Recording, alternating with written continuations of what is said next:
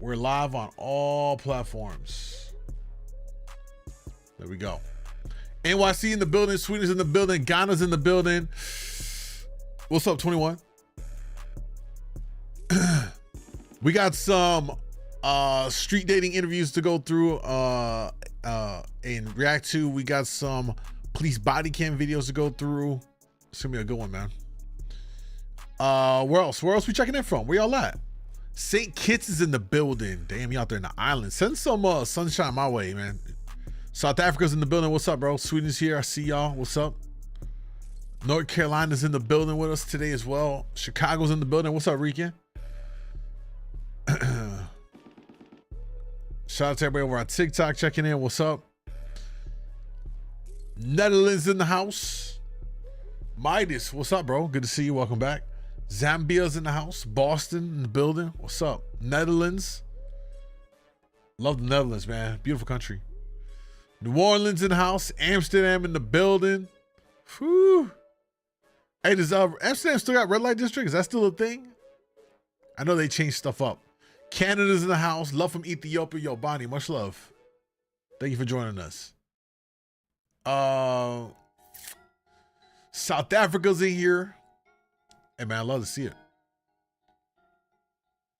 All right, let's get into this. Here's what we're going to do.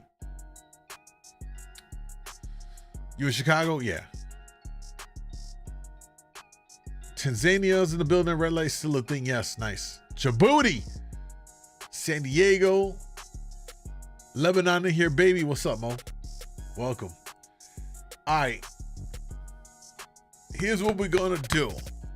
And by the way, well, I'm going to say that for later. Actually, I'm going to tell y'all now. Tonight, once we get through some of the videos, we're going to wild out on my Kick stream. We're live over there now, y'all. The best viewing experience, come over to kick.com, djmoondawglive. It's the URL right above my head if you're watching on TikTok or IG. That's the after hour streams. And later on, we're going to be doing Truth or Drink.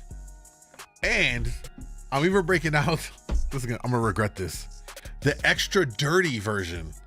So y'all will have a chance to make me pull these cards and I have to answer the shit.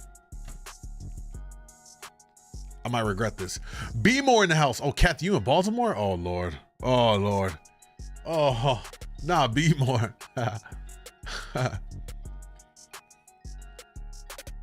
Portugal in the building. What's up?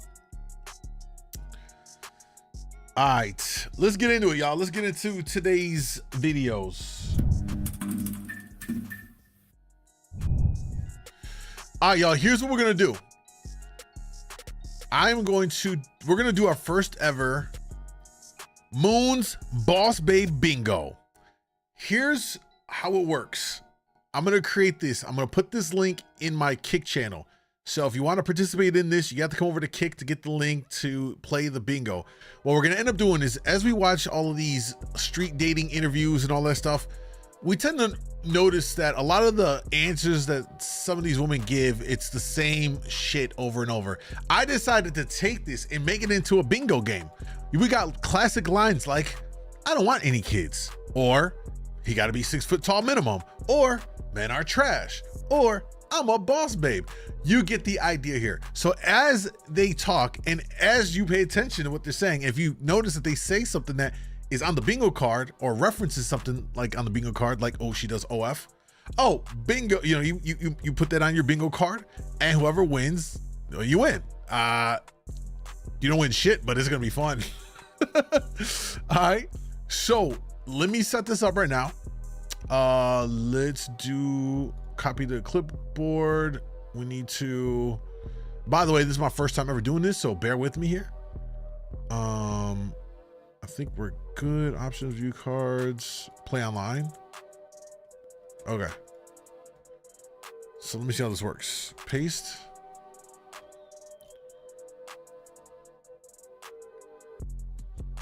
All right, I got my card.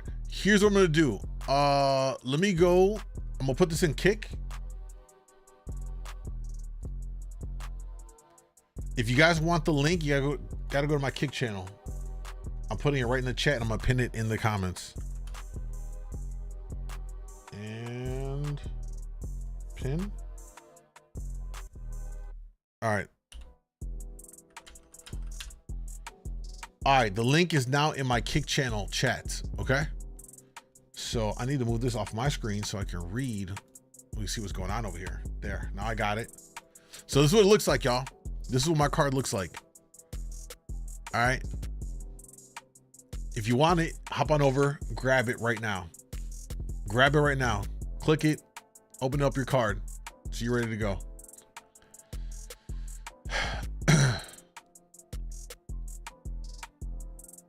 You got your card? All right, we got a couple people got their stuff. Bet. All right, good. This should be interesting. All right, let's set it up. What is that? Okay. All right, y'all. We back at it with the desirable truth in the streets. This one is Beyond the Romance, a gritty look at modern dating. He's back in Austin, Texas for this one. Let's see what the fine folks in these streets have to say about dating. And make sure to sub on his channel, please. He's got some dope content. How long have you been together? Well, 10-year anniversary. 10 years married. Been married 10 years. Between the two of you, who would you say has invested more financially in the relationship? Ooh, financially into the relationship. Me. Well, starting out. So when I was a student, a medical student in like medical school, she was working as a nurse. So she like supported us through when I was making no money. So before it was her, and now it's me as we've grown older. So Yes. Now, what is it that he was able to bring, if not money, when you were making more? Well, I think love isn't about money. It shouldn't be judged on that. But I mean, Oh, she's based. an amazing person inside and out, like just a beautiful person. So I fell in love with him for him and not for his money. We went through, college together, then medical school together, then residency together, then fellowship together. Now finally he has a job 15 years later. But so now I'm taking a backseat and I'm gonna hang out now for a little bit. Yo, here's the thing about that. Like, I respect how she's approaching it because it wasn't about the money. But the thing is that she saw him and knew the trajectory he was on, pursuing medical as a doctor. So, like, at the same token, she also knew that where he was going to be, like the potential. She kind of dated and based a lot of it on the potential, seeing that they kind of came up together. By the way, I also think generally when you find someone and you come up together, you tend to have something that's more organic in that versus you making it, and then when people are coming after you after you've made it, it's so hard to discern who's sincere about who wants to be with you for you versus who wants to be with you because of your status, your clout, your money. And yeah, that's something I had to deal with and learn. Like, not everybody out here is really on me because they really want to. It's because like, I can give them access to this or get them that or whatever the case may be. So there's always pros and cons to it, man. You know what I'm saying? But she definitely, while she is pretty based on her take on all this, let's also keep it a buck that she saw where he was going to go, and her investment in him paid off because now he's a doctor and he's going to carry the financial load now. Do you feel like long term it's always better for the man to be head of household with the financials? No, I mean, I was head of household for a long time, and I think as long as So you're saying she played the long game? Yeah, she played the long game. I'm not discrediting the fact that she loves him and that she said that it shouldn't be about money, but we'd be stupid to believe that she didn't factor that into the whole equation. You have to factor that in.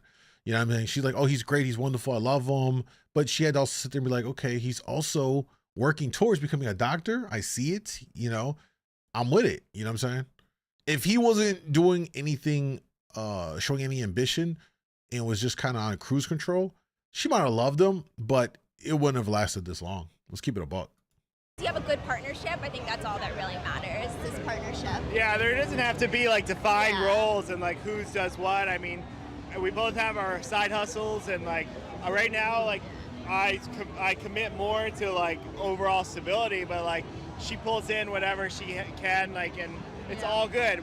It's not like me versus you. It's not my money, your money. We keep it all together. It's not a big deal. And I think you'll be happiest in a relationship when you're doing what makes you happy. And as long as your partner has you support each other, then that's all that matters. What's your age?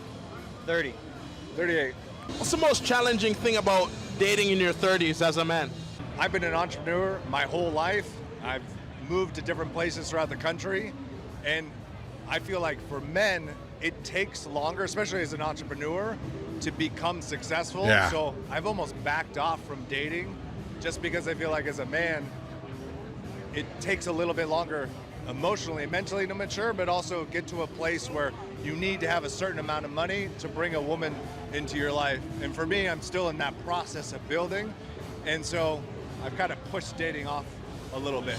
Yo, I 100% understand this as someone that's been an entrepreneur. I had a career in radio, but I also ran businesses on the side.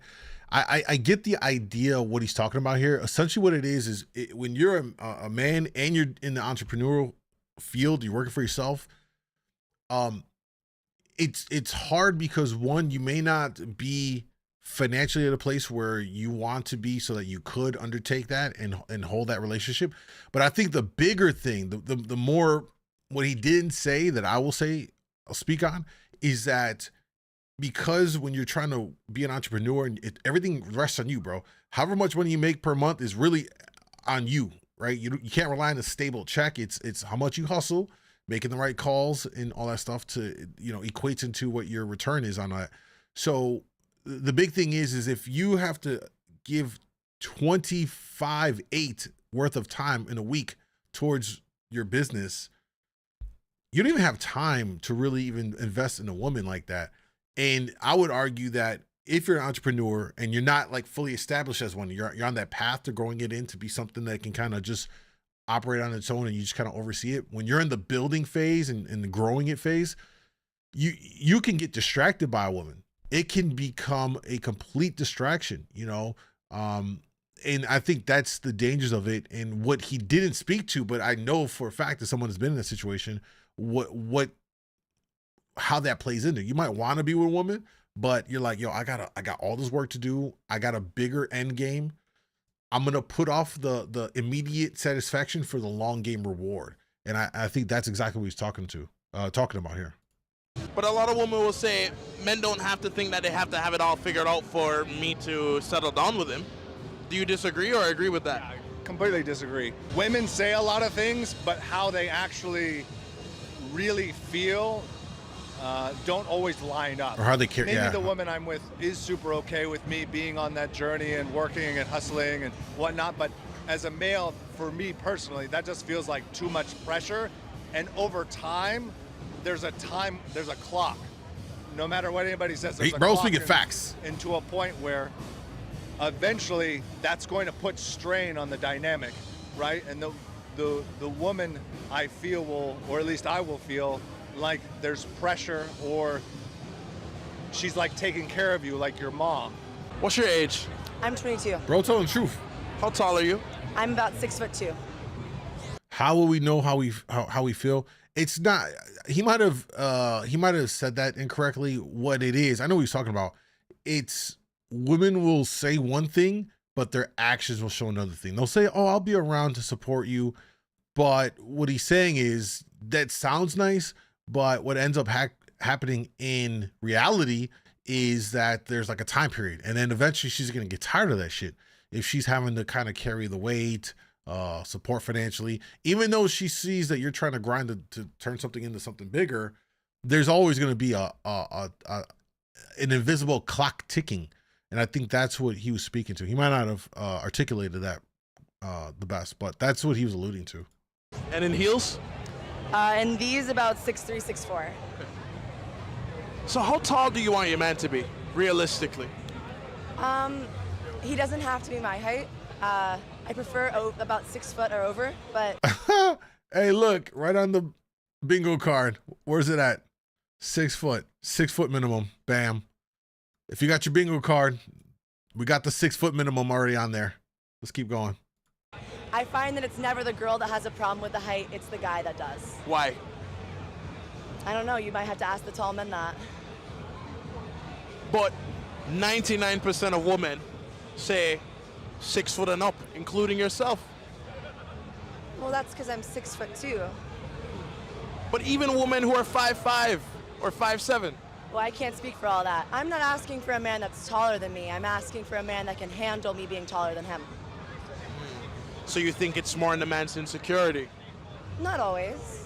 I think everyone has their preferences, but I have found that in my case exclusively, that it sometimes can be.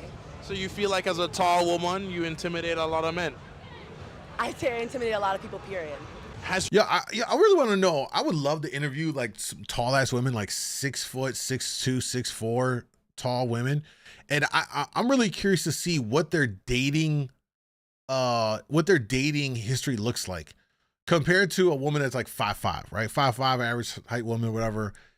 I'm curious to see if they get more or less play than like a average or shorter woman, because there are guys who don't really like tall girls like that. Even if they are tall, there's tall guys that like shorter women. They don't necessarily want a tall woman that's as tall as them. It's a weird dynamic where like short women want super tall guys, and then you'll have tall guys that don't necessarily want a tall girl either. And I don't know. I said before, I find it weird when you have like this 5 foot woman with a 6'4" guy. It looks like he's walking with his kid. I'm gonna keep it a buck. It looks very awkward. Like you're walking with your daughter. Yeah, that's your woman or your kid? Because like the height disparity, you're towering over her and you're a big guy, and you got this petite girl who's 5 foot. It just looks weird. I don't know who else thinks that, but I do. Your height affected your dating life, do you feel? More so when I was little. I was a little bit more, I wasn't quite as confident as I was now with my height. My last name's also Little, which doesn't quite help. How old are you? I'm really good. It's my birthday. How old are you? 21. She drunk. Okay, 21. Are you a virgin? Yes. Capping. So why haven't you done it yet? ¿Por qué no lo has hecho todavía? Estoy buscando a la persona. She's finding the right one. Can I be the right one? Maybe. So if I wanted to take you on a first date, where would you want to go? Dinner. How much? Where? How much? Whatever. Let's see if we get nothing off the bingo card. How much should I spend? ¿Cuánto debería de gastar? Here we go. I really, I don't care. I don't care. You don't care about money? I don't care. Why not? Okay. Because tengo mi dinero. I have my own money. So I have my own money. Tengo mi dinero, perros. So be honest with me. She's so lit. Okay, I'm gonna be honest with you. If we were together, is my money our money and your money yours? Or is... Juntos es su dinero será tu dinero y tu dinero será tu dinero. No. Your No. money is your money. No, yo dije no. Oh no. What is it then? Because it's together. So your so your money is my money too. Que si tu dinero también sería dinero de él. Yes. So if you wanted to spoil me as a man, what would you do for me? Que si le quisieras como hacer. She's so lit right now. O sea, ¿qué le comprarías, pues? Lo que él quisiera. Nico, what's up? Goju, what's up? Dilo en inglés. No, dilo en Whatever you want. Yeah, Whatever. whatever. How much did your fiance spend on the ring? What is? Ben? Yeah.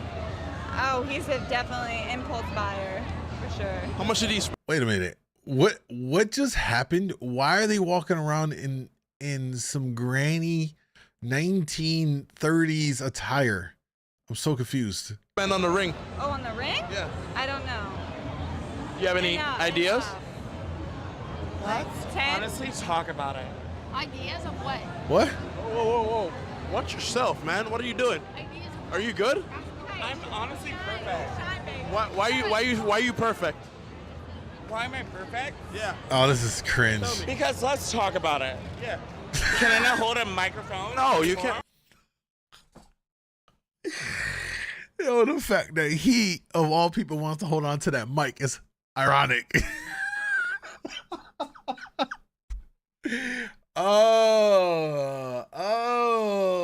You see what I'm saying? You know what I'm saying?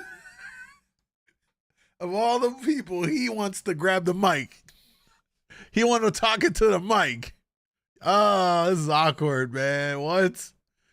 This is the exact reason why I thought about maybe I should do some street stuff in Chicago. You know what I mean? Get a Chicago people to chime in on some of these topics. But the minute I run into a situation where someone is drunk and just super handsy and all that, because y'all know some people get drunk and they get handsy and hey, what's going on? All in your face, you smell the breath and all. Like I'm swinging. Like you're too close. You're in my personal space. You know what I mean? So this is why I couldn't do this. But let's continue to see how this goes.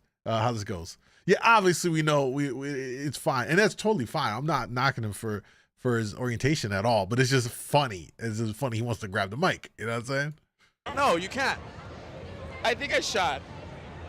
No, I don't think you should. You don't think I should? Nah. I don't think that you're gonna have a popping TikTok unless I open the fucking mic. Well, yo, keep popping it open then. I got the mic. No, don't pop it open. You got the what lips. I think is the What? content of what everyone Pause, bro. Oh my God, this just went so left. wants in Austin. It's not giving anymore. Bitches aren't really serving the way that they should anymore in 6th Street. How should they serve? They should be serving a little bit different, but what are you bringing to the table? Who, me? Yeah. As a person or what? Yeah, what are you bringing to the interview? Individuality. You're interviewing some lame-ass bitch. I'm interviewing you. Bitch. Anyways. What is happening? What is happening? Bro just called that girl and she just turned. What is happening right now? I'm gonna keep it a buck, bro. I'm gonna keep it a buck. I don't give a fuck. They get a pass for shit like this. Cause if it was any other man saying this, they would have been caught a case already. They get away with a lot. Bitch. Look at this. Anyways. Imagine anyone else saying that. Old fucking Susie right here would have called the cops right there and had them hemmed up. I'm sorry. Let's cancel it. How do you feel about your wife having guy friends? It's all good. I trust her. I've always trusted her. I mean, she hasn't given me any reason to not trust her. And I think that having that mutual trust and respect goes a real long way. Yeah. She's not going to be the one that like stays late with a guy that I don't know or like do anything that's going to make me worried. Hold on. Here's the point. It's not the guy that you don't know about. It's the guy that's already there, that's been there for a while, that's been her longtime brother, that when you do divorce, she ends up sucking his dick. Yeah, like I don't understand why some of these guys are so oblivious to this whole idea that it's not the random guy that you have to worry about. It is the guy that she calls her brother or guy that she's known, a childhood friend, that when you go through a separation or a divorce, next thing you know, she remarries that guy, or you find out that they have a thing after, you know what I'm saying? Like it's not the I don't know. It makes some of these guys don't make no sense, man. It's okay to trust your partner, but there's no need to have a male friend. And same thing with a guy. Like if you're married at this point, fellas, like, you know what I'm saying? Like a female friend, come on, bro. We know what it is. It goes for both. And I try to do the same. Yeah. I think trust is the most important thing in a relationship. So do you feel the same way about him having female friends? Yeah, I do too. Now, what are some boundaries that you'd have put in place? For what? As far as like the friendship goes, what's allowed versus what's not allowed? I think honestly we haven't even had to have that talk because it's never come to that. Like we both have trust in each other and we both, what do you think? You're spacing. Yeah, I mean, part of my job involves like a lot of like female clients and stuff, and he's a plastic surgeon, so he does breast augmentations and like all that stuff. And I think back in the day I would have been a little concerned, like, oh my gosh, what if a cute girl comes in and flips her, you know? But this is his profession, and this is his job, and he has to. And other people smirk and smile, but to him this is like a normal, you know. Yeah, it's just my job, man. It's just my job, you know. But surely he's got to be thinking when he sees a woman with a bad pair or, you know, some bad work done. That's the first thing that comes to his mind. You never say it though. So you don't think that his profession gives him that outside relief of experiencing other women? No, I think it's his job. I think once it becomes your job, you see it every single day. Like, boobs are boobs, and he's here to fix them and help them. Or, you know, like, he does amazing work, and I love watching what he, like, seeing his results and everything. So I don't think he thinks of it like that. So I try not to think of it like that, even though sometimes, of course, it's a little tough. You also got to keep in mind, if he's a plastic surgeon, he's also seeing these women that are coming in with either some kind of an issue that he has to fix, or, you know, something going on. So it's not like you're seeing a how would I word this? It's not like you're just seeing a woman out with her chest out. They're there to get their stuff either repaired or put in. They have a small chest, so he's not like, I don't think it's not the same thing as seeing someone if you just out and some girl flashes you. You know, like, oh damn, you know what I'm saying? Like he's repairing and fixing and all that stuff. I think it's a different mindset. You know, and I'm a plastic surgeon, but I can't create better than what God made, and he already did perfection right here. So you wouldn't do work on your wife? She doesn't need it. Thanks, babe. Do you think that men or women have higher expectations for each other when it comes on to dating in 2023? Ooh. I don't know. Honestly, I'm a feminist. I still think it's women, unfortunately. I don't really have an explanation for why. I just think for social media, every gender has an increased expectation for every other gender. So what do men expect from women as opposed to vice versa? I'm not a man, so I don't quite know how to answer that. But vice versa. But as a feminist, what do you think? What do I think? I like to think that men expect a woman who can handle them when they're emotionally vulnerable. I think that's something that is slowly coming back into phase in 2023, is that men also need to cry. Crying makes you sleep better, crying makes you feel better, and it's good for your skin.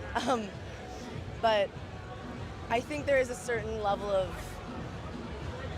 men should be able to let down their guard around women and not feel the need to put on a big facade that they do with some of their guy friends. I'm not saying. Yo, like, okay, fellas, I know we got fellas in the chat right now.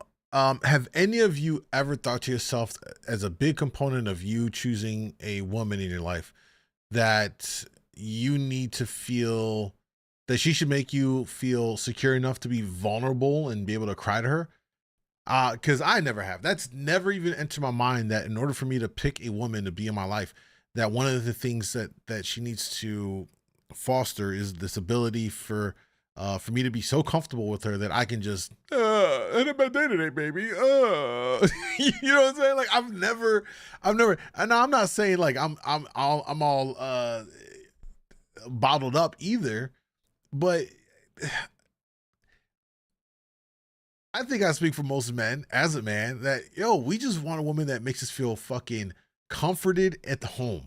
After a long day out here hustling, grinding, dealing with whatever you got dealing on, I want to come home to someone that's just sweet, nurturing, and caring. You know what I'm saying? Are we in agreement here? You know what I'm saying? Miss K, what's up, babe? Fellas, I would love to hear your thoughts on this point, especially, you know what I'm saying, about this, how she believes men want to be able to come home and cry to their girl and all this emotional stuff. I'm not trying to say that you have no emotions. You should be open to expressing yourself, but I don't think a litmus for us in this is that we're looking for a woman to be so, again, making us feel some type of way that we're willing to just come out and cry all day type of shit. Like nah, it's just like, yo, I just want someone that's fucking sweet, caring, nurturing, loving, attentive, and these things, like if I have that, the rest is cool. I can deal with everything else. You know what I'm saying? It's really that fucking simple. It really is. Hello Moon, I hate you. Okay, I hate you back. Welcome. Saying that in every case, but in some cases I feel like there is this whole masculine v masculine having to out-top the other guy, and I feel like around your significant other you shouldn't have to do that. And the reason why there's been so much pressure on men, or they feel so much pressure to hold things in, is because social media, I'd say. Men and women alike both have an outrageous amount of expectation placed on them. Like, That's true. women are expected, from what I've seen on TikTok, once again, women are expected to be slutty but a prude at the same time. Would you be open to dating a woman who didn't have a job? Yeah, absolutely. Oh yeah. Yeah, I think that, like, to his point too, the world has changed so much that now, like, a standard, like, the average salary is $40,000 a year. That's not enough to support a wife and kids if it's a single income household. So the lifestyle that we want to have, which is, like, we've kind of talked about this, is we would like to be able to live a life where the women, our wives, don't have to work. They can if they want to, but they don't have to. And so to attain a level of wealth, to be able to provide that to them, have nannies for the kids, make life easy, that's still a work in progress. So that's the next step. Now, do you think a woman would be open to dating a man who doesn't have a job? No. Probably not. Hell no. And why is that? Hell no. Different values. Men and women value different things. I think it depends on her age, right? Like, if a girl's 20 and she just wants to have fun, or even if it's a divorced woman in her 40s and she just wants to have fun, she doesn't care. But if it's semi-serious to serious, she's gonna want a guy to have a job because she wants stability and security. It's true. Do you think men and women? I think you also just got to find a widow. You know what I'm saying? Like an older woman that just got a whole lot of money and she's just missing a partner and some D. You know what I'm saying? I think that's the only way a guy could get away with not working, if you find like a real sugar mama who, again, is older, got bank, whether she accumulated herself because she's been working all these years, or she got it from a divorce, or a widowed, and she's got an estate, and she just wants a companion because she don't want to live out the last however many years by herself, alone, and she wants some young D in her life.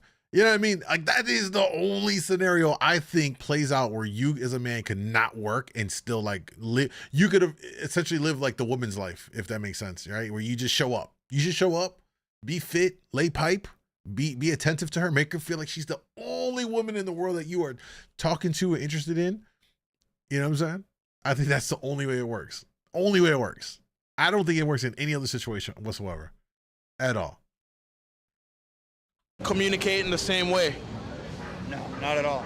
How do men communicate? Oh, you know what? Someone just said, Beach Mobile said she got OnlyFans. Funny enough, I there's no research to this, but I've watched enough of these podcasts, dating shows and stuff like that. I've noticed a trend, and I really wish someone can really dig into this like formally for research purposes, but I've noticed that a good amount of these OnlyFans women that are killing it, right? They're making stupid amounts of money per month and over a year, millions of dollars, that those women actually exhibit more masculine roles in that they will have a boyfriend who basically they support, and they take on the role of the man because they're just making so much money so fast. Like I'd probably argue that 99.9% of men couldn't compete with that. Even highly successful men, maybe the 0.001% of men that are millionaires or whatever, but like even guys that are making six figures ain't making as much money as some of these OnlyFans models at the pace at which they're making it. So they would still be a little bank in that relationship. You know what I'm saying? Anyway, my point is I've seen enough of these OnlyFans models of these podcasts talk about their relationships as they said it, and you come to find out that their boyfriend, they're supporting their boyfriend. You know what I'm saying? So maybe the only other way on top of old widow, sugar mama, is like an OnlyFans girl. If you meet an OnlyFans girl, she's killing it. You know what I'm saying? And she just wants some love, and she paying for all your bills, bro. You know what I'm saying? What's up, Stink? Kate, as opposed Bobby, to what's women. up? I mean, there's the traditional like concept that men communicate with logic and reasoning, and women communicate more from emotion. It's like the common conundrum where your wife comes home and tells you, like, she wants to tell you about your day, about her day, but you want to solve her problems when she's telling you about her problems. That's just a classic miscommunication, because women tend to connect through bonding over a little bit of, I don't want to say trauma, but like bonding over an emotion. So sharing an emotion and then them Like if she's talking to her girlfriend, they're gonna be like, oh, that must have been so hard for you, give you a hug. That was a bonding experience. For men, that's not how men bond. Men bond by either sharing a story or by teaching something. Men communicate by teaching. Problem solving. Problem solving, exactly. So a woman doesn't necessarily always want her problems to be solved by her man. Not always, and I think that's why it's important if you're a man to ask. Like a woman will usually tell you if she has a problem, just ask, hey, are you in a mood where you want me to solve this? I'm okay. I'm fine. Like, I get what bro's saying here, but that doesn't happen in fucking reality in most cases. You do that, hey, what's something on your mind? You okay? I'm okay. Hey, babe, are you sure? I'm fine. Like, you know what I'm saying? Like, I know y'all can relate to that shit. I've experienced that quite a few times. If you can't tell, it's frustrating. Also, can we talk about how no one talks about this? How and it's not exclusive to the men in this, but like with your woman or a woman, y'all notice how they will either trauma or drama dump on you all of their stuff. Come home from work. What's up, babe? How was your day? Oh my God. First, I went, and then she runs through this whole story of every little bit and how the bitch coworker did this and and then she had to do that, and then her heel broke and she was so stressed. And bro, she's just dumping every little like minute of the day on you. And you're like, oh my God, I it's too much. There is, I promise you, this might, yeah. I have seen this happen. It's happened to me, where they will trauma and drama dump on you as if you're their personal therapist. And I think that shit is fucking unhealthy. If you got like issues, you need to go talk to a clinician on that. Coming to your husband or your man and spouting out all of this stuff is, I think that becomes, I think it becomes toxic, to be quite honest with you, because you're now dumping all the stuff on them. That person's not trained on how to handle that. And then like they said, do you want your man to offer a solution, or you just want them to listen and nod their head and be like, oh, I'm so sorry? Most of us are trying to, when we hear something like that, I'm already thinking like how to resolve that for the next day, or you should probably do this, try that, so it doesn't happen again. Only to be met with a blank stare, and it's like, you're not understanding me. Like, what the fuck? What do you mean? You got to know what happened, put things into context. But the thing is like they're saying, like, for men, we don't need to know every detail. Like for a man, if we explain one story, the man's version is, hey bro, how was your day? Crazy. I punched my boss in the face. Other than that, it was chill. You ask the woman the same story. Hey, how was your day, babe? Oh my God. So my bitch ass boss gave me this roll. First, she rolled her eye at me in the most disrespectful way. It was like this. So I'm looking like, oh, no, she didn't. So then I tell Linda over in the cubicle next to me, and you get this whole story that leads up to, so I punched the bitch. You see how the difference is there? Like, just tell me what happened. Oh, I punched the bitch. Okay, got it. I don't need to hear the intricacies of every little thing that led to it. You know what I mean? There's nothing complicated about relationships. If you're with someone you truly love, you care. You care if they're internally hurt. If they're internally hurt, they need to go see a therapist. That's what y'all will be misunderstanding. It's one thing to confide in your partner about things. There is a point where women abuse that in their partnership, in their relationship, and they trauma and drama dump on their husband. Stuff that he can't really resolve. Yeah, it's something you need to go talk to about a therapist. Women do it amongst themselves. And like no one talks about it. They do it to their girlfriends. Yeah, I've witnessed it where girls talking and one is telling them about this intricate story of how they were upset about this, some trauma or some drama, and then the other one comes back and it's like they trying to up each other in their story, in their plot lines. I'm like, what the fuck is going on right here? Like, wait, what? Like, we gotta call it for what it is. Again, it's not to say that you can't confide in your partner and talk about things, but there's a certain point at which I'm not the right person for you to tell this to. You should just go see a therapist. You're gonna get better results at the end of the day, to be quite honest. That's my thought. Another W video from The Desirable Truth. Make sure you check them all out on YouTube. Sub to the channel at The Desirable Truth, y'all. Just keeping it a buck, man. It is a form of abuse, and I swear no one talks about it. And it's not healthy. At least listen and learn the different emotions that they have. It's how you draw closer. Let them share. Yo, Shannon, again, I want to be clear that I'm not saying that you shouldn't be able to talk with your partner on a deeper level, but what I'm saying is there is a fine line. And a lot of times women don't know where that line is and they overstep it, and you begin to treat your husband, your man, your partner as a personal therapist, and that is not fucking healthy. That's what I'm specifically talking about. Again, trauma and drama dumping on your partner. There's a fine line. It's one thing to say how your day was, what stresses you got going on, so that I have a better understanding, so I know how to maybe help out the next day to make your day a little bit better. That's fine. But there is clear lines, man, that they will overstep, not thinking anything of it. Just dumb. Like, just because you're here, you got to hear every little intricate, like, yo, they're doing too much. Like, you're passing on all that onto me. I can't resolve that for you because I really don't know how to. And then if they don't like your reaction to what they just dumped all over you, now they're pissed at you. You see, this is how guys don't win. This is how guys don't win in these situations.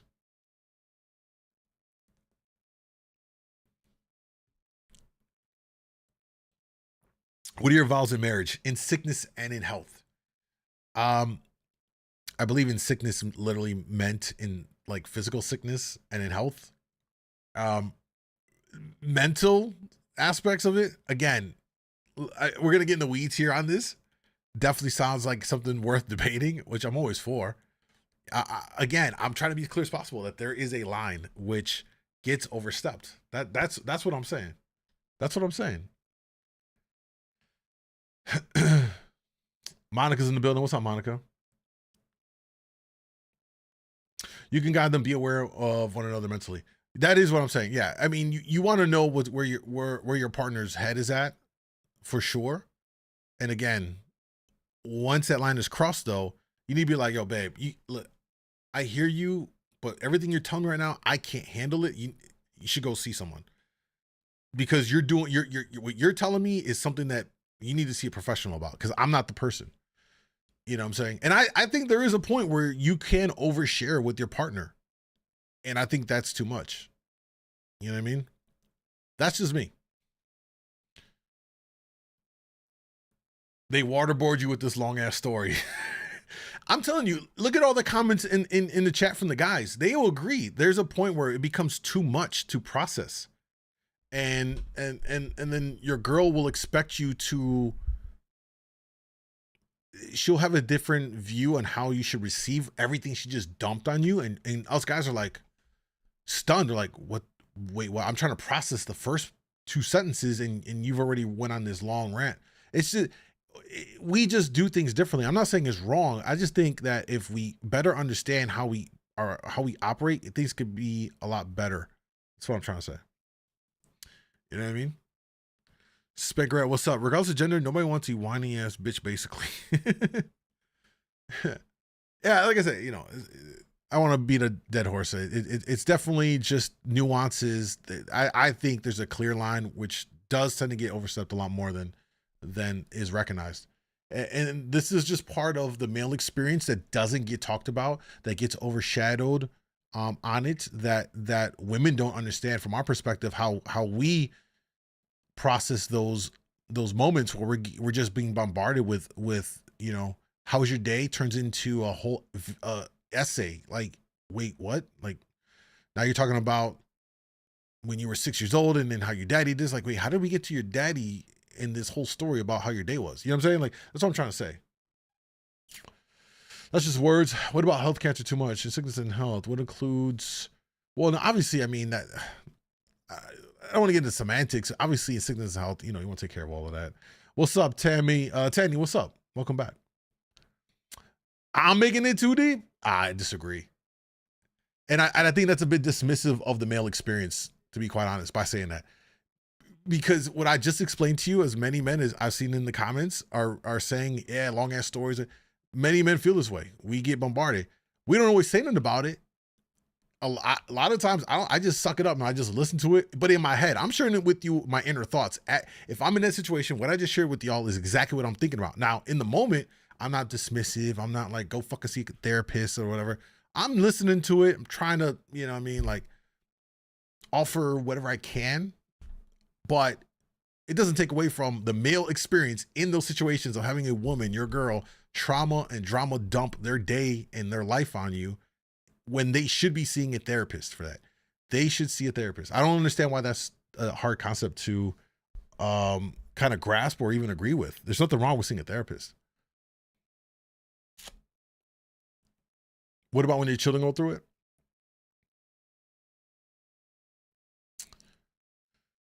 Children are inherently different, right? Your partner who's a grown adult is not the same as your child who you birthed, who you made and is a child, right? Their mental capacities, like you can't pull that out and now pull the kid, like they're two individuals, completely separate things.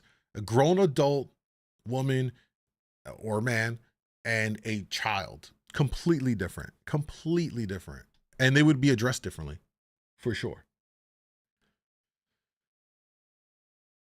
Might as well call it cry to no way home for women. I don't know what you mean. Let me see what else we caught on here. I can agree with that. Monica said, I guess it's also because women's minds are always on the go. We pack so much information that we just need to let it all out.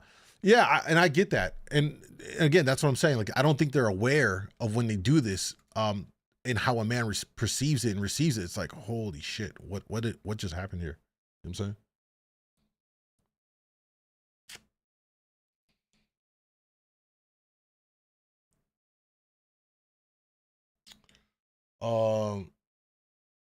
Yo, Bobby, I don't know if you're okay, brother, but if you're talking crazy, you can just leave. I don't know what that was about. You let your children drown in emotions that mirror adult fears. No, I'm not sure how. I'm not following you at this point. Kind of losing me on that one. All right, let's move on to the next one. We still got more videos to go through. All right, y'all, we're back in the streets with It's Complicated channel. We haven't seen one of their street interviews in a minute, but they got some bangers as well. Hopefully this is another good one. It's about the friend zone. All right, so as always, check out these channels, sub to their channel, It's Complicated channel on YouTube. Let's take a look and see what these people have to say about friend zones. You need to be mentally ready to help your fam. Yes. But there is a point, and I'm going to leave it at this. There is a point at which you're going to do so much because then there needs to be professional help brought in to address those issues. That's the point of it all. There's clearly a point at which after this point, you got to go seek professional help because your partner is not equipped to handle those things. And that's for both sides. Oh shit. All right, here we go. When it comes to dating and relationships, what is the friend zone? I feel like that is keeping a man at arm's distance because me personally, I want him as a friend because I like his energy, but I don't want to have sex with him and then ruin it. You don't see here we go. him in a romantic sense, and perhaps he wants something more and he's signaling that to you, but like you're not on the same wavelength, so you kind of have to distance yourself or let him down easy or just tell him like, yikes, like you're going to be necessarily there for her emotional support. Pretty much everything a boyfriend does but the sex and the affection. She wants the affection, but not necessarily physically. She wants all of the benefits of the man around without the intimacy aspect. We know what friend zone is, y'all, right? Have either you... Shannon, you know what? If you really want to talk about it, shoot me a DM. We could get on the live and have this dialogue on the live. You ever been friend zoned by a guy, and if so, how'd that make you feel? A couple times when I was younger, made me feel pretty bad. Yeah, pretty insecure. I was actually friend zoned by my boyfriend, but we're now dating. I don't know if I've been friend zoned, but I feel like sometimes it's hard to tell if they're flirting with you or just like trying to be friends. And we actually were just talking about this. I feel like, I don't know, I feel like if a guy is not like flirting with you directly, then they're just trying to be friends. Do you think men and women can be just friends? No. Thank you. I do. I think you can just be friends. Well, no, I do. I really do. If you asked your best straight single guy friend if he'd date you or hook up, what do you think he would say? Guys, for the love of God, let me do a vibe check here. Let me see who's the Lulu from who's in reality. Do you believe in platonic relationships? Yes or no? Yes or no right now? Yes or no right now? Greetings from Germany. Travis, what's up, man? Welcome back, bro. Appreciate you, man. Oh, Lord. Yeah, I know. I got to ask the question. Let me hear it. Do you believe in platonic friendships? Let's see. Nah.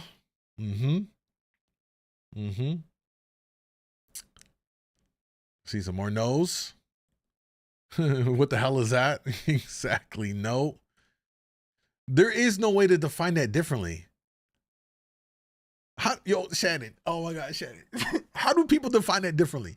It's pretty straightforward. A platonic relationship means a man and a woman who are friends that don't have any intimate relations. They're just friends, right? How do you define that? Look at everyone saying no. Most of the people here saying no. Go would you believes this possible? Okay. Yes, because she might be a no. 5, where 1 in 5 is ugly. I'm not sure what that means, Spank. No. Even women are saying no. Thank you. Based. Let's continue with this. I mean, in my experience, yes, maybe, yeah. Say yes. So then you can't be friends. Okay, I think girls can be friends with guys, but I don't think guys can just be friends with girls. I agree with that. Yeah. So is it true that women tend to set the boundaries of a relationship, whether you're going to be friends or more than friends? Yeah, I think so. Yeah, I would agree. Do you have more girlfriends or guy friends, and do you think that says something about you? I feel like I have more guy friends. I think that does like say a little bit about me. Just girls, sometimes they're not as reliable. Do you think men and women can... Yo, the funniest shit is when you hear women, and it's a good amount of women, man. Just from my experience, it's a good amount of women that like having more male friends than being around other women because of how catty women can be with each other and all that stuff that they be doing, you know what I'm saying, on the low, talking behind each other's back, smiling in the face on the picture, and then going back to the girls like, oh, that bitch's shit was busted. How'd she come outside looking like that? You know, all that stuff. It's pretty funny how that's a thing as well, you know what I'm saying? Be just friends. Absolutely. If you asked your best straight single guy friend if he'd date you or hook up, what do you think he would say? No, he would be like, ew. Well, I feel like... Yo, if he had a chance, he would clap her cheeks, bro. She's tweaking. Bro would clap her cheeks. She's a cute girl. He would clap her cheeks, absolutely. Girls be boring sometimes. We finally agree on something. Thank you. They can be. Like, yes, if you're not attracted to them. Like, I have a lot of guy friends, but I'm not attracted to any of them. I don't think I could be, like, super great friends with someone that I'm super attracted to. So is it true that women tend to set the boundaries of a relationship, whether you're going to be friends or more than friends? Yeah, definitely. But I think it can change over time. How can a guy make an interaction man to woman without being... Bro, look at her. She got the girl next door look. Her friend, her guy friend, would absolutely smash that. Absolutely would smash that if she gave him a chance. Slow Tuesday. Come on over. Come watch Netflix with me. All in her guts. Being creepy, Nightwing, while also thank you. respecting her without being friend zoned. Don't immediately comment on her appearance. Maybe compliment her on something she's interested in, or like a joke she tells, or like an interest she has. Like, don't make it about the way she looks. Why does a guy have to be coached on how to pick up women, but he doesn't have to be coached on how to make friends? Because parents don't raise their children right, and a lot of men lack social skills. Some men do. Mainly because probably you don't have a lot of female friends in your life, or like female relatives that you're around. But picking up friends is easy. I think that some guys put a mental barrier in their mind and think that with a woman, especially if she's attractive, that you have to be a certain different kind of way. And that's not necessarily true. I think that the more attractive a woman is, the more normal she likes to be treated with. It's like dealing with celebrities. You meet a celebrity, they like to be treated normally for the most part, instead of being like, oh, infatuated with, oh, I know who you are. I think that if you need to be coached Oh shit, sorry. on how to pick up women, then you need to like practice self-love and kind of find that first, because that's just going to come along with it. And I think that like if you're not being your true genuine self when you're trying to pick up the women, it's going to show later on when you finally get them. She don't know what the fuck she's talking about. It's confidence. Guys, it's confidence. It's fucking confidence. One, this is a result of so many men that fathered children and were not involved in their, especially specifically sons' lives, that they were raised without having any kind of guidance. One thing about manhood is that we are largely, becoming a man is a lot of it is through tradition, right? Think about these tribes that live in the Amazon forest and the rite of passage to become a man, as a teen, they put them through these tests. How does that happen? It's happened through learned traditions. They pass it on from the oldest down to the younger, right? That's why it's so important to have a fucking father and for a man to be in his children's life. You know what I'm saying? This is one area that I'll die on that hill. And I say, yo, you're not a man if you're not taking care of your kids. I'm not just saying cutting a check, actively involved in guiding them the right way, teaching them, teaching them how to care themselves, teaching them how to respect themselves, teaching them all these things that will prepare them for the fucking bitter realities of the world. I say that to say again, as it pertains to this, a lot of young men under 30 now haven't had a father in their life, haven't had a positive male role model, haven't had a male mentor to fucking teach them the basics of how to approach a woman, how to talk to a woman, how to conduct yourself, treat yourself with respect, and also treat a woman with respect. So a lot of these guys now don't even know how to approach it. Like if I were to take 100 guys out right now and be like, yo, y'all got to cold approach a woman, and at the very least, have her accept going to go get coffee with you, right? I'm pretty sure it'd be like a 90% failure rate, because most of these guys would be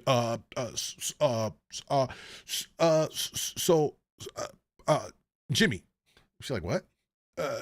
Bye, and he leaves. Like it'd be a weird something you see out of a movie. You know what I mean? Why are there gender roles in dating but not in friendship?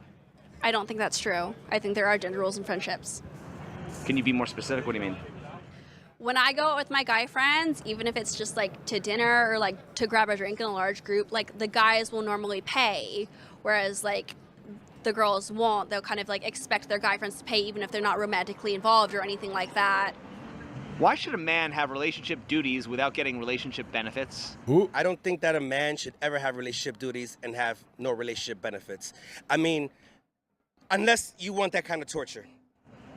Does a guy... Bro, speaking facts. They be women out here that have all their male friends and get all, they don't pay for anything to get all the benefits, bro. They be hustling, and they be hustling. I'm not mad at the hustle. They getting away with it. This is a wake up call for these dumbass guys that let this shit ride, bro. A lot of guys are fucking simps, man. That shit drives me up a wall. The guys that are oblivious and just allow this shit to happen. They're being used. You're being used. Automatically make him a simp? I'm not sure what a simp means. Like a simple person? A simp is somebody who pedestalizes women without getting anything in return. I don't think that a guy getting put in the friend zone makes him a simp. Just simply because being friend zone is on the woman's part. Being a simp is on the man's part.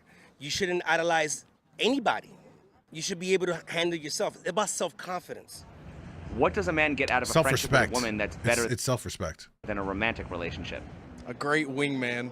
Human connection without like sexual tension, without the underlying expectation of marriage and stuff. Why should a man have relationship duties without getting relationship benefits? Because the man is supposed to be the provider? Does a guy being friend zoned automatically make him a simp? Yes. How so?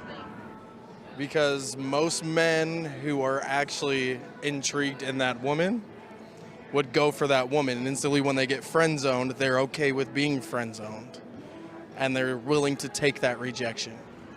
What's the difference between a guy spinning plates and pursuing multiple women versus a woman having orbiters? They said, what's a simp?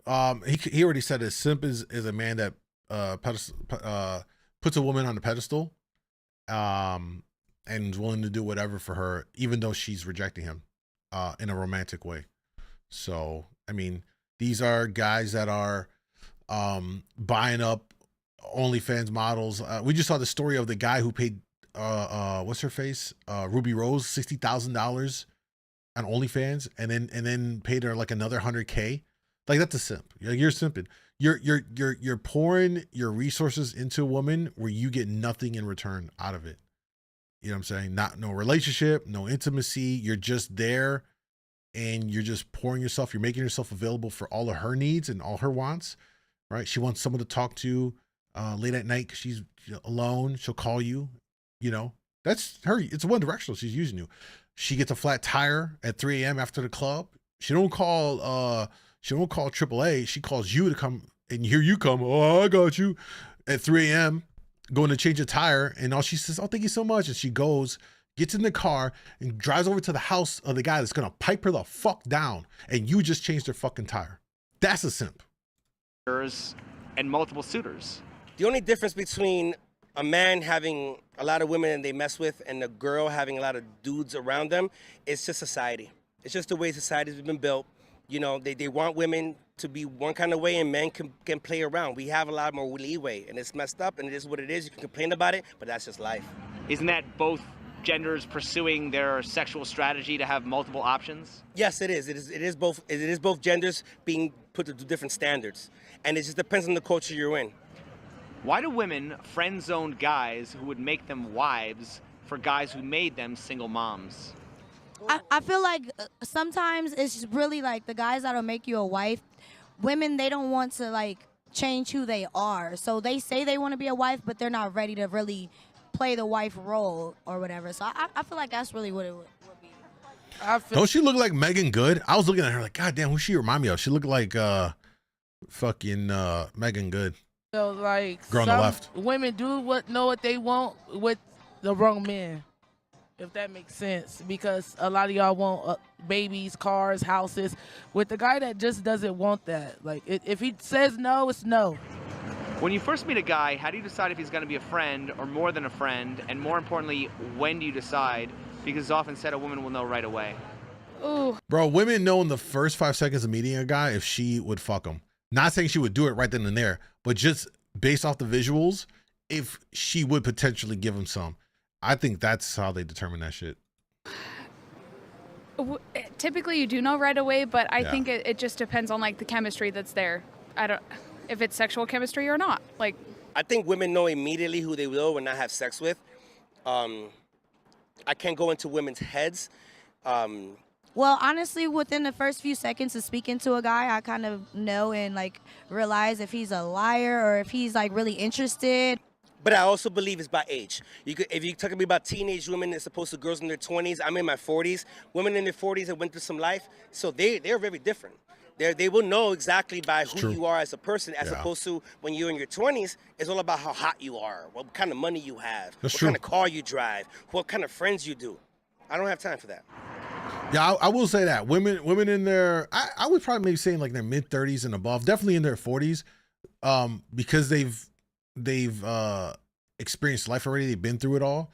They're definitely tend to be more based in like looking at a whole lot of factors, not simply the looks. You know what I'm saying? They'll look at all of it and decide. What's the difference between a guy who grows on you to become a friend versus a guy who grows on you to become a lover? Okay, a guy that grows on me to become a friend, I feel like it's just like has really great qualities, but maybe not so much like, that sounds so shallow, but like physical attributes. I don't know. Like, sometimes you're not Dragon, physically attracted to them. Like, and it goes both ways. Like, you can be not physically attracted but still have a good friendship. Like, it doesn't mean that they're not attractive. It just means it's like not what I'm attracted to. I have a lot of guy friends that I think are like super attractive, but just not for me. Why should your lover be your best friend, but your best friend shouldn't necessarily be your lover? Sometimes lovers become friends, and then sometimes friends become lovers. Is there anything you would do? What was that? She said a whole lot of nothing. A1 said basically the dude can drop the ball. The kitty's in your hand, so you fuck. Yeah, absolutely. Almost every time, fellas, you will always talk yourself out of the box. If a woman looks at you and she knows in her mind she could give it to you, at this point it's on you to fumble it. And a lot of times guys do. You say some dumb shit. You don't know how to carry a conversation. You don't, you just a variety of things, and you end up talking yourself out of the box. Yeah, absolutely. With your lover that you can't do with your best friend? No. Sex. Marriage. Is there anything you would do with your best friend that you wouldn't do with your lover? No. So why do people often say that your lover should be your best friend? Because I feel like, so things could be easy and it feels like you're with your friend and it's not just, I don't know, an agreement. You don't want to get in that roommate status. Yes, that's a good point. If your lover should be your best friend, why do women typically have a gay best friend? Fashion advice. Exactly. And They have a bodyguard that's not going to want to f them. If someone's dating a bisexual, are they more likely to get jealous whenever their lover spends time with their friends? I don't think so. How can the friend zone and friends with benefits be terms that coexist? Isn't that a Are you contradiction? live on another platform? Yeah, I'm live on Kick, YouTube, and Instagram. Wow, that's a deep question. And TikTok. Okay, damn. All right. The friend zone is such a deep concept. You can be friends with someone of the opposite sex and not be in the friend Not really. zone. Not really. Women putting you in the friend zone, they could actually just want to be your drinking buddy and chill out and party. And they could also just want you to you could be a friend zone and be two ways. You could be a buddy and you could also be just like you're being used and abused. But being a buddy, she's just using you as a dildo, a walking dildo. If they both exist, what does it But most guys will be okay with that, to be quite honest. mean to be friends? I think to be friends is that no matter what, ups and downs, left and rights, no matter who you're dating, no matter what happens in your life, you can come back to me and I still got your back. Being in the friend zone, but you are romantically attached to her, you're in a big problem. Yeah. Is there anything you would do with your lover that you can't do with your best friend? Oh, yeah. I'm not going to sleep with them. There's certain conversations about your life that you have with a lover that you don't have with a best friend. One of the things that I would never do with my lover that I can do with my female friends is necessarily just chill, go out, drink, party, and not worry about if I didn't pick up the tab or I didn't pull out a chair, or I'm not wearing the wrong clothes, or that pressure of having to be quasi-perfect. How about being honest and emotional? I could be always honest with my female friends. Now, honesty sometimes can be a bad thing with a lover because they might not want to hear the truth. How do I look today? You always got to be nice. If my friends, I think your hair's fucked up. It's a lot of things my best. Yeah, that's so true though. Because if you tell your girl, yeah, you looking kind of rough today, babe, you know you're getting no pussy that night. So you're gonna be like, yeah, you good, man, you good. But like you said, if it's your female friend, you be like, yeah, man, you look busted. You know, change that shit. Because you're not got nothing to lose. You got nothing to lose. That's hilarious. Friend for sure know about me that my lover would never. Yeah, I feel like your lover will be quick to judge you and tell you no, but your best friend will tell you and judge you, but they'll still accept it, So why do people often say that your lover should be your best friend? My boyfriend is my best friend. He's awesome, but I've also got super close guy friends, and I love them too, just in a different way. Why should your lover be your best friend, but your best friend shouldn't necessarily be your lover? I think there's many ways to define best friend, and you can have several different best friends that serve several different purposes. Multiple best friends that serve different purposes in your life. Having a girl best friend or a gay best friend does something different than having your boyfriend as your best friend. In a perfect world, your lover will be your best friend, right? In the perfect world, and that should be called marriage. Your best friend should not be your lover at all because you want to keep her forever. Sometimes that sex goes away, but your friend will always be there no matter what. Can you define asexual? Asexual? Yeah. I don't even know what that means. Not attracted to any gender, I think. Not attracted to anything? No. Yeah. Oh my Do God. asexual people experience romantic love, and if so, how do they express it? I think so. I think asexual people can show romantic love. They don't even in know what they're other talking about. forms of like They couldn't even describe what asexual is. love. You talk about like acts of service, gift giving, not love. Love isn't always sex. LeVry, thank you. If you're asexual and you're in a relationship, how would you know that you're more than just friends? I think it's the type of love that you feel because there's platonic love and romantic love, no matter if you're having sex or not. I feel like the other person has to show it, and also like you have to have like that conversation with someone. There's a deeper connection than sex in relationships. So would you assume that asexual people are only compatible with other asexuals? No. I think if anything they'd be less compatible because they wouldn't be able to like truly show each other love. What does it mean when people say that dating is more than friends? You guys realize that he set them up and asked them a question to which they all spoke out their ass about, because someone that's asexual, okay, doesn't have any attraction to any gender. They just don't like any, like in a romantic sexual way. They just don't. That's it. They're asexual. They stay to themselves. They don't have sex or find it attractive, whatever. So all this line of questioning he asked them, they were just talking out of their ass. Dating is more than friends in the sense that I think that dating is a game. The game is you're trying to show your best side of you. With friends, you can just scratch your balls, you can scratch your ass. I mean, I want to say all the way to farting, but I mean, you could be way more comfortable. But in a date, you want everything to be perfect. And so you're always conscious of that, which makes you be different. If a friend expected you to provide everything, would that be a toxic relationship? If a friend thought that I had everything to give to them with nothing given back, it is definitely a toxic relationship. And that goes for males and females all throughout. So why is it considered toxic when friends become users, but it's normal when women expect a man to provide more than just his company? Well, because in a proper relationship, you're both providing more than company, and it's pretty equal, or you fill in the gaps. It's 80-20 one day and 80-20 the next day, depending on who needs more. But it's normal when women expect a man to provide more than just his company. Wow, dude, these questions are dope.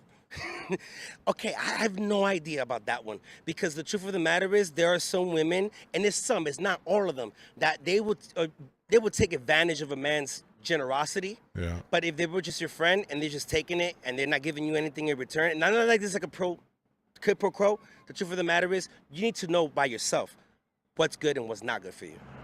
Should a man be expected to love a woman for who she is if a woman only loves a man for what he provides? The answer is no. A woman that only cares about what a man provides is best put in this axiom. Love me at my worst, but don't love me only at my best. Fair weather friends cannot hang out with me. All right, there is the latest video from It's Complicated on YouTube. Make sure to sub to him about the friend zone. I think we covered it pretty much on everything here. It's I don't understand why a man will put themselves in that situation unless they're a simp at that point. But it doesn't really benefit. It doesn't really benefit a man in these situations because what do you really get out of it? You know what I'm saying? And it's not that friendships in general have to be as he said, quid pro quo thing, but you're not going to get a level of fulfillment out of it while the woman does. You know what I'm saying? She's getting you, right? Think about it. You go out together to the bar. She's with you. It's you and a couple other guys. Someone does something to her. Now you got to go defend her honor. And you get your ass beat. She's not even your girl. You know what I'm saying? Now, I'm not saying as a man that you wouldn't want to protect the woman in general. I'm just trying to make the point of like, you're also putting yourself up for exposure in many different ways when you're not getting anything out of it. Because I know guys in here, you got to keep it honest with yourselves.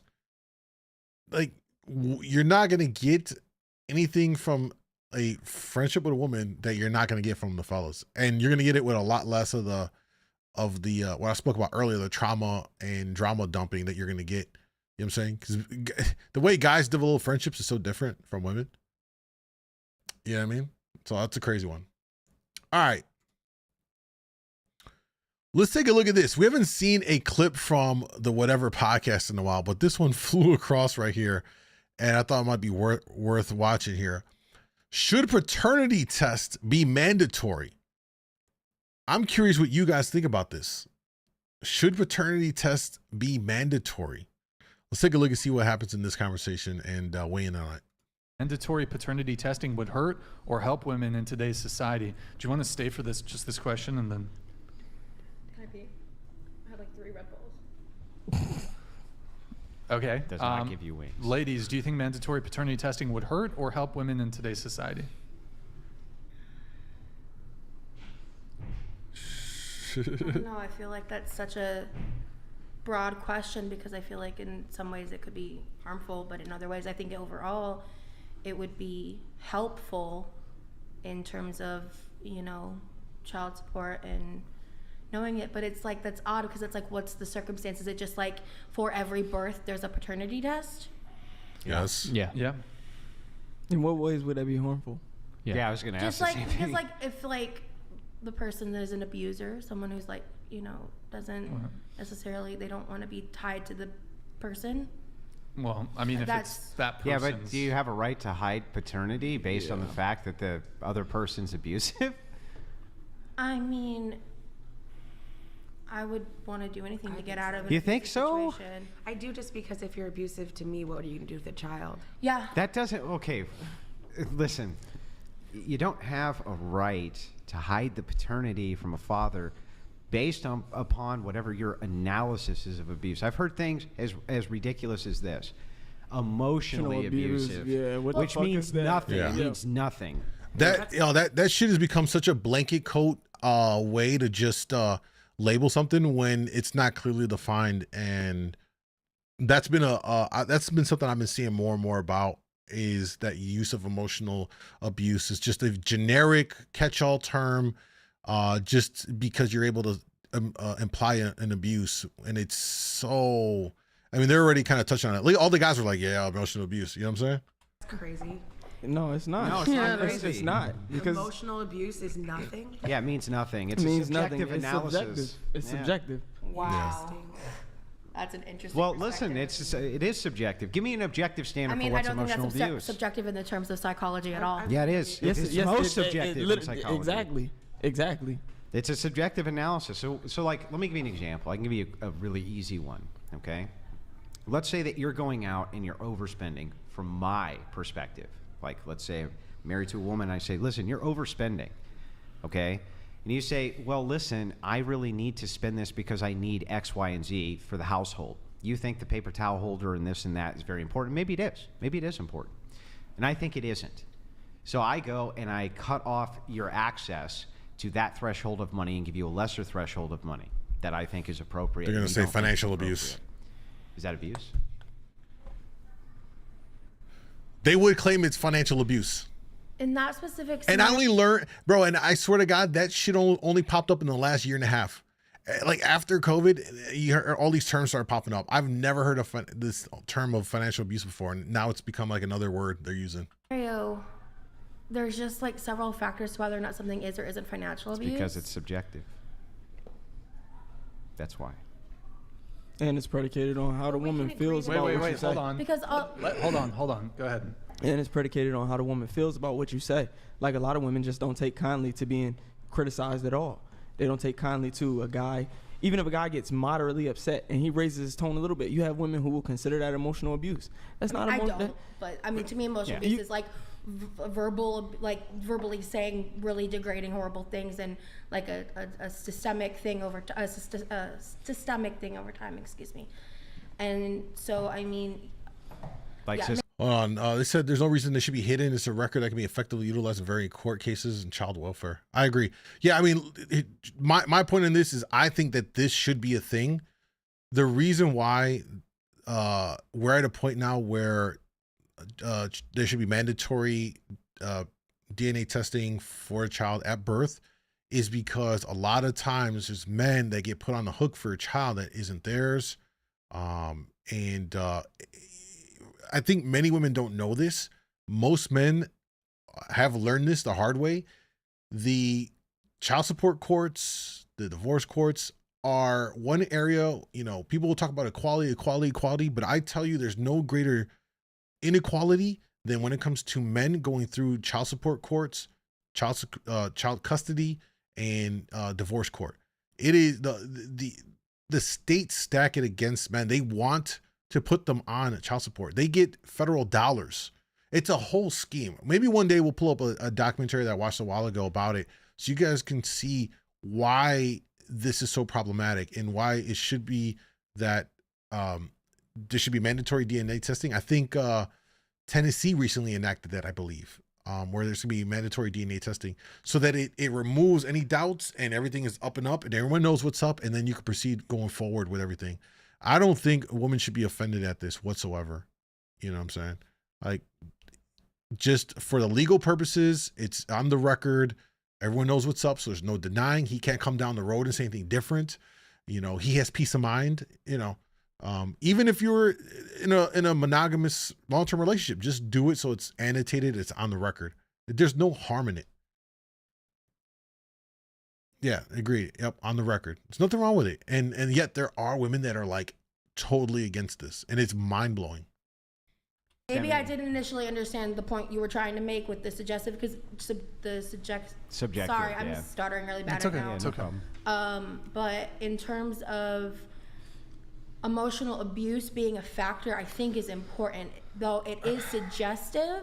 So subjective. Thank you, subjective. Yeah. Even though it is subjective, it is something that, I mean, Well, has that- long-standing effects on both Yeah, right, parent and but- child. But when my initial point, I was thinking more so abuse of the other aspects, because emotional is, it is impactful, but it's not as dangerous to like the health of the but then child versus the other ones. So let's move into, okay, if fair enough, you say, okay, when it comes to this, it's subjective, so maybe we wouldn't hide paternity on that. But if we move over to physical abuse, let's say, right? You think that that's cut and dry. Well, what if this guy, he's convicted of physically abusing the mom? Then shouldn't we be able to hide paternity? If she says, yeah, I still say no, and here's why. Because plenty of people get accused of doing domestic violence or doing things like this, and they haven't actually done it. And so we're going to yield to the word of the woman in this case and hide the paternity of that man's child for something which could easily be a falsehood. That's immoral to the utmost in my worldview.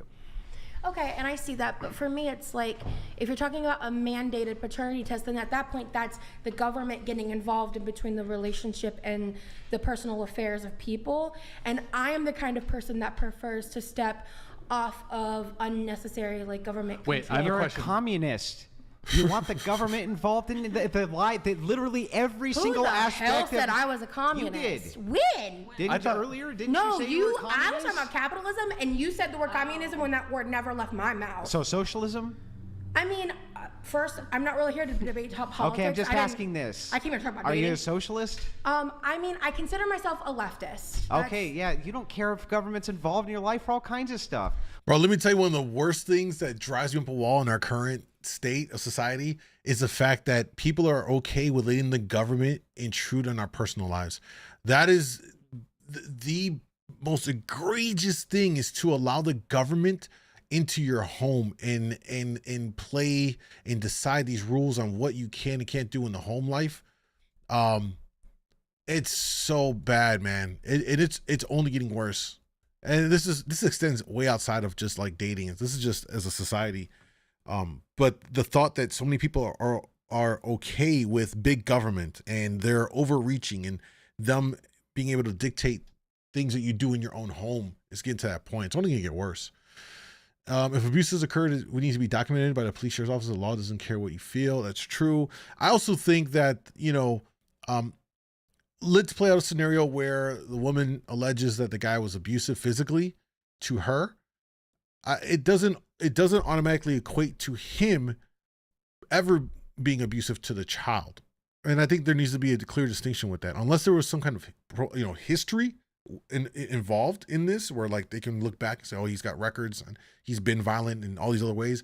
You could probably build a case on that. But if it was like she makes an allegation and he has nothing else in his records, about any other physical violent things on any members of family or people, and it was just isolated to them, and it was an allegation, I think that there shouldn't be they shouldn't directly have their child, not have access to their child either. You know what I'm saying? Because when you're with someone, you can get in these heated, because of love, it gets emotions going. You could get in some stuff. If he allegedly did whatever she may have claimed, it doesn't mean that that father would do any physical harm to his own children. I think there needs to be a clear distinction between how a parent would treat their kids from their partner. You know what I'm saying? But they will make that accusation, say, well, he abused me, so I know he's gonna do my children, so you can't see the kids, and they use it against them, and you know, it's unfortunate. Well, did you care if the government was involved in my life when there were certain mandates going on around? You didn't give a shit. But now suddenly you care about. Now suddenly you care about this. Hold on. I can't get into that. But you know what I'm saying. Yeah. Okay. I do now. Yes. Yeah. But wait, I have a question. You said when it comes to you wouldn't want the government involved with mandatory paternity testing, like over people's autonomy. But let me ask you a question. Let's say, do you want kids one day? Well, they're getting there. No. Oh, okay. So this is honestly for me. This is just like a thing that I don't really want to do. Hold on. I mean, that was kind of an asshole move, but let's keep it nice. That was a real asshole move. Yeah, let's keep it nice, guys. Let's keep it nice, okay? Because some people are smart enough to know what's best for them, and for me in my life, okay, I don't want to have children. Just let me ask the question, okay? But I would, if I wanted to, okay, be a good mother. Okay, so my question is though, do you think you said you wouldn't want the government involved when it comes to paternity testing, whatever? So are you not in favor of child support? Women receiving child support, for example? So I believe that whoever has the child should have support from the other partner, regardless of their gender. I think that if a single father has the full custody of the child, which is enforced by the courts, the state, the government. The state, you said you don't want the government involved with mandatory paternity testing, so I'm just confused. But I mean, look, the government has its role. All right, the government has its role, and I don't. I mean, at the end of the day. But you do realize that, like, for example, in a child support dispute, that the government would actually require if the man disputes and then that's a case paternity. by case basis, but when you're putting in a mandated paternity test, then that is adding a complicated layer of paperwork and testing. No, it's just literally you're already in the hospital. It's actually the perfect scenario, right? To but like, have does that apply to married? Conditions couldn't be here's better, my further could they? questions: is like, does that apply to married couples or couples that are everyone? Okay. Yeah, everybody. Everyone. Okay. Anyways, here, let's just go around the table. Everybody, so anybody literally can answer everybody. this. Do you think mandatory paternity She's going too testing hard would on hurt this. or help women in today's society? Would mandatory paternity tests hurt or help women? In today's society. Or just be good? That's one of the super chat questions. I don't know. Okay. Can't answer it? Holy fuck. I mean, I don't have any children, but I don't see why it would be a problem. Okay, Madison? I feel like with the way, not all women, but a majority of women are moving nowadays, like it could be very harmful to their children and the man. What would be harmful? Paternity testing, like if they found out the child's dad was not the guy that she was with, like that would be breaking their family apart. So in other words, the guy who isn't the actual father has to suffer through it all. Do you see how fucking stupid that is? What are you even talking about? This is the problem. He has a right to know if that's his child, if he's going to be on the hook financially for 18, even longer than that, a lifetime, to know whether or not that's his child.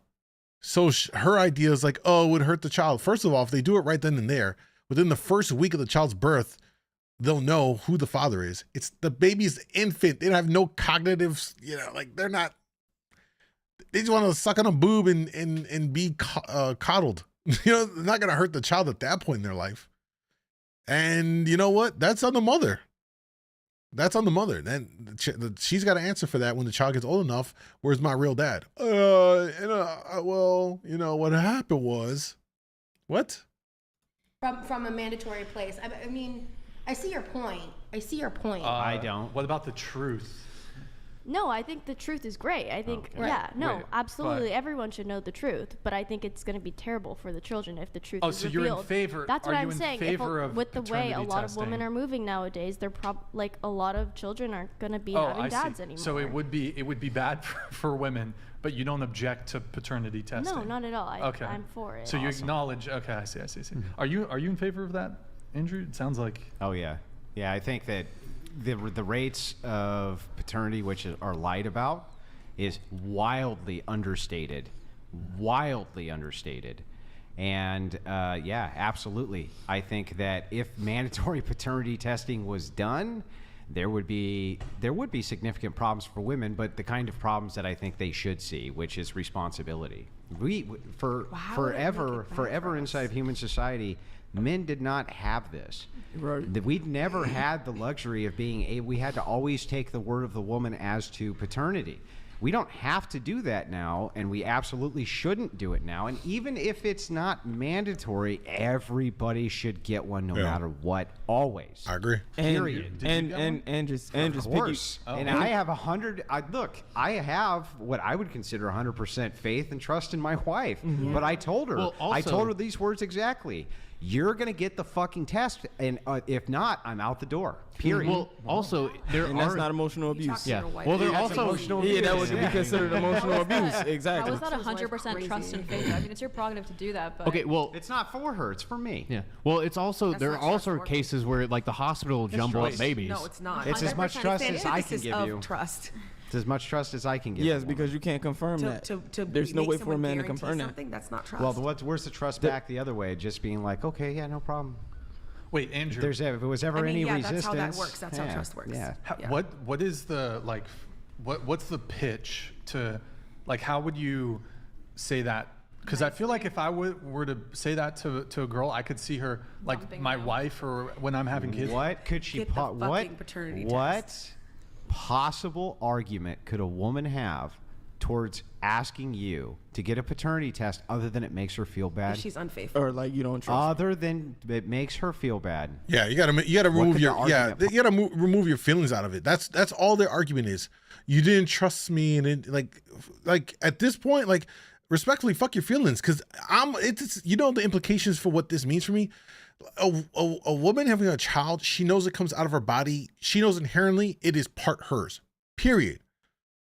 So she's gonna be the mother regardless. For a man, you don't always know until you can confirm it with DNA testing, and then you can get that out of your mind. So there's no questions about it. So then you can move forward with it all. But what she's doing is what much of the general kind of sentiment is women get this knee-jerk reaction about, "Whoa, you don't trust me? I'm so offended. No, how dare you?" And now they're gonna run you through the ringer because they're emotionally hurt because you want to get a paternity test for your own peace of mind. It's so one-sided, bro. It's so one-sided. Possibly be. Give me a single argument other than because it makes me feel bad. I want to hear it. But why there's would not you full want to trust in make the her feel relationship. bad? So that's I feel bad. If you're worried that she'd be cheating on you, why would you even want to? So that's I feel bad. Not It's really. I feel bad. Saying clearly we don't have a strong foundation. Sorry. That's I feel bad. No, it's not. It's saying we don't have a strong foundation. Why would that matter if it didn't make one of them feel bad? Because she could say like, if we don't have a strong foundation of trust and faith. Because it makes her No, feel she bad. could feel neutral about it and still be like, oh, okay, so he if doesn't she trust so me. wait a second. And She maybe feels he's gonna neutral? be constantly If she anxious feels this whole neutral about it, relationship. if she feels neutral about it, She would do it. If she feels neutral about it, You who gotta let her cares? finish her point. Say your point. If Go ahead, Farah. if Go she ahead, feels Farah. neutral about it, then who cares? I'm ahead, saying Farah. if you don't have trust in a relationship, typically that will lead to a bad relationship, regardless if the parties in the relationship feel bad about it or not. That was my only point. Yeah, but that's the only argument is feel bad. No, it's not. I literally said it doesn't matter if they feel bad or Because not. She if can one of object them- and say clearly we don't have a strong foundation. 38 donated $200. Love your hair, Maddie. GL with your marriage. Brian, love the Andrew Marathon. Shout out Crucible. Yo, go Taking sub this Farah as Crucible. my wife. KTHX. Okay, thanks. Yo, Bone Man, thank you, man. Appreciate it. Welcome. Good to see you back in the chat, man. Go ahead, Farah, with your point. I completed it. Yeah, so she completed it. The only reason that the trust variable is there is because it would make one feel bad over the other. That's it. Right. So the only argument you would make for the trust is you don't trust me, and that Farah makes you me don't feel trust bad. me, and that makes me. But it doesn't have to make you feel bad. Then why would it matter? Why would it matter? It's the basis of a relationship. It's a foundation relationship. Because if it's not, and why is it a foundation? Okay, what about this? It's based on maybe how you people don't care feel. or not. You're completely apathetic to whether your wife cheats on you, but maybe you still don't want her to do that, even if you have no emotional reaction to it, because you think that creates an unstable foundation for a relationship. Then even if you're completely apathetic and maybe you're a cuck and you get then off why to would you it. care about the paternity test? How would that be an argument if it's just a neutral? You were saying, what is an objection to your boyfriend asking you for a paternity test? And I'm saying you could say, we're missing an important tenet of our relationship, an important pillar that isn't contingent on me feeling good or bad about it. That was my only point. Then if you don't feel good or bad about it, why would it be an important pillar? Same way. They just not understanding what he's saying. It's really simple. If you weren't offended and if it didn't make you feel bad because the thought that he doesn't trust you, which again makes you feel bad and feel like distrust, and that a relationship should be built on trust. So you should just trust everything. You know what I'm saying? They're not getting it. They're still arguing in circles, not understanding the simple core, where it stems from. The whole sentiment on why they would fight and push back against this is that because relationships are supposed to be built on trust, then if you want this thing, that means you didn't trust me, which inherently hurts my fucking feelings.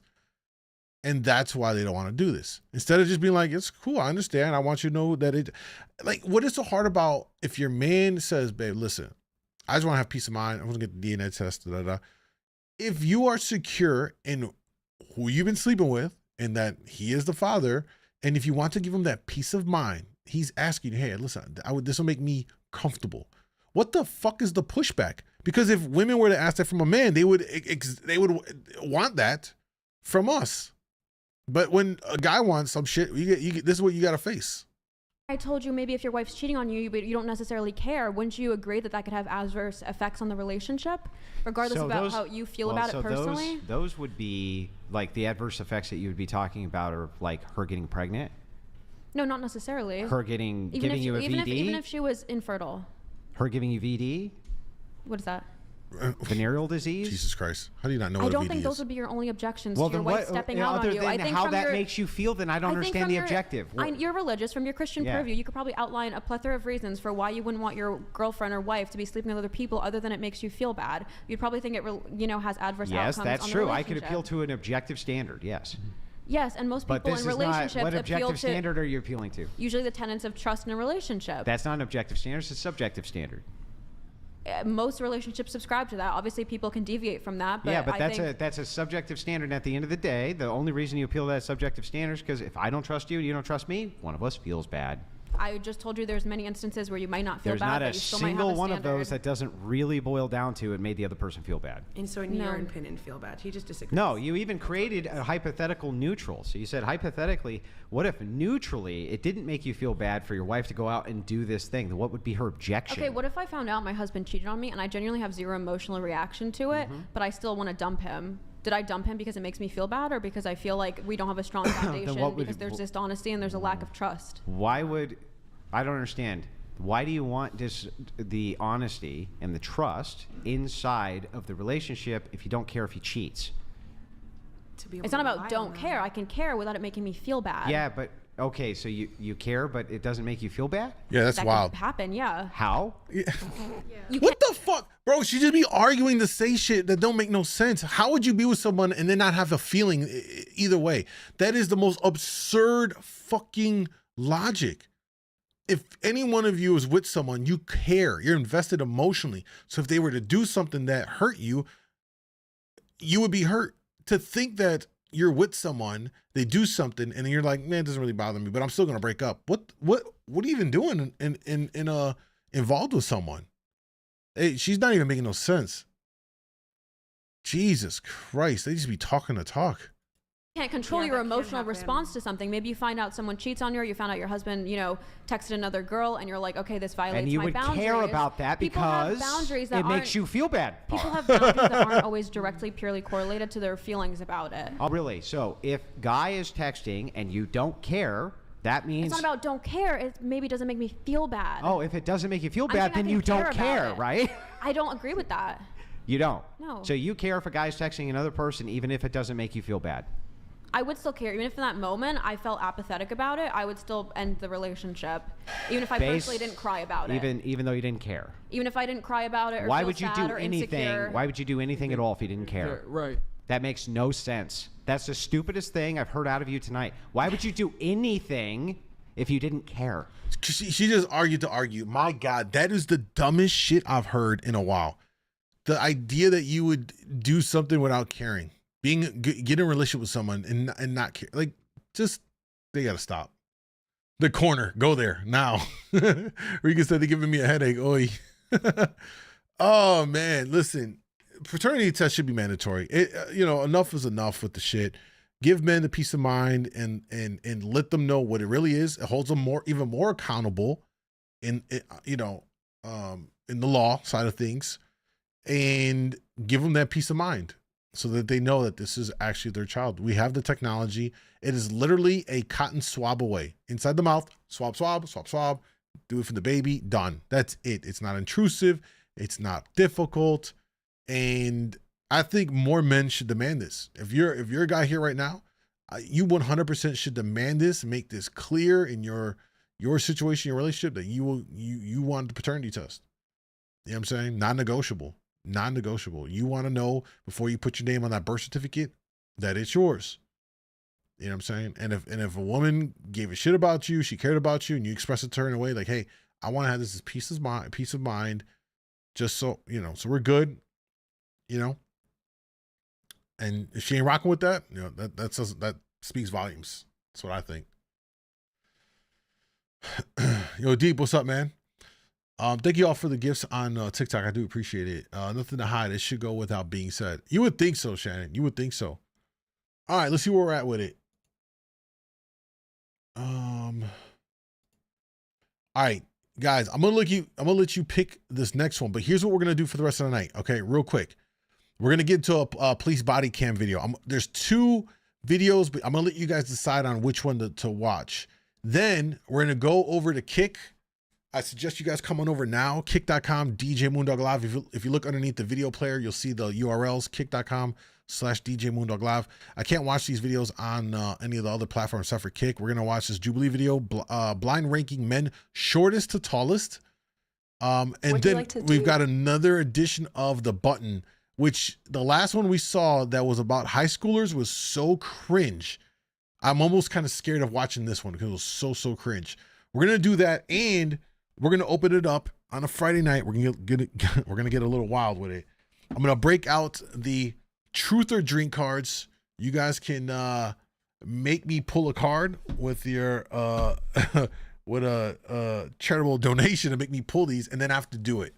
And we'll even spice it up, and I'll break out the extra dirty version. So we're going to get very personal. Freaky Friday. We'll break out the Truth or Dare cards on the Kick stream. So if you want to come and join in for the fuckery, come on over. Make sure you follow me over there. So with that being said, here are the 2 options for these DUI videos. How often do you do these? I do these Monday, Wednesdays, and Fridays, Shannon, on all my platforms, IG. But my main platform, as I said, is on Kick. And then YouTube has all the videos from the stream. So if you miss anything, you want to watch them all back, youtube.com/djmoondawglive. I have the stream highlights, and I have the full live streams if you ever want to watch it back and listen while you're driving to work or something like that. All right, y'all. So here's your options. We can watch this one, which is the most obnoxious drunk you could ever arrest, or entitled drunk woman crashes and flips her car, then acts like a complete brat. So, which one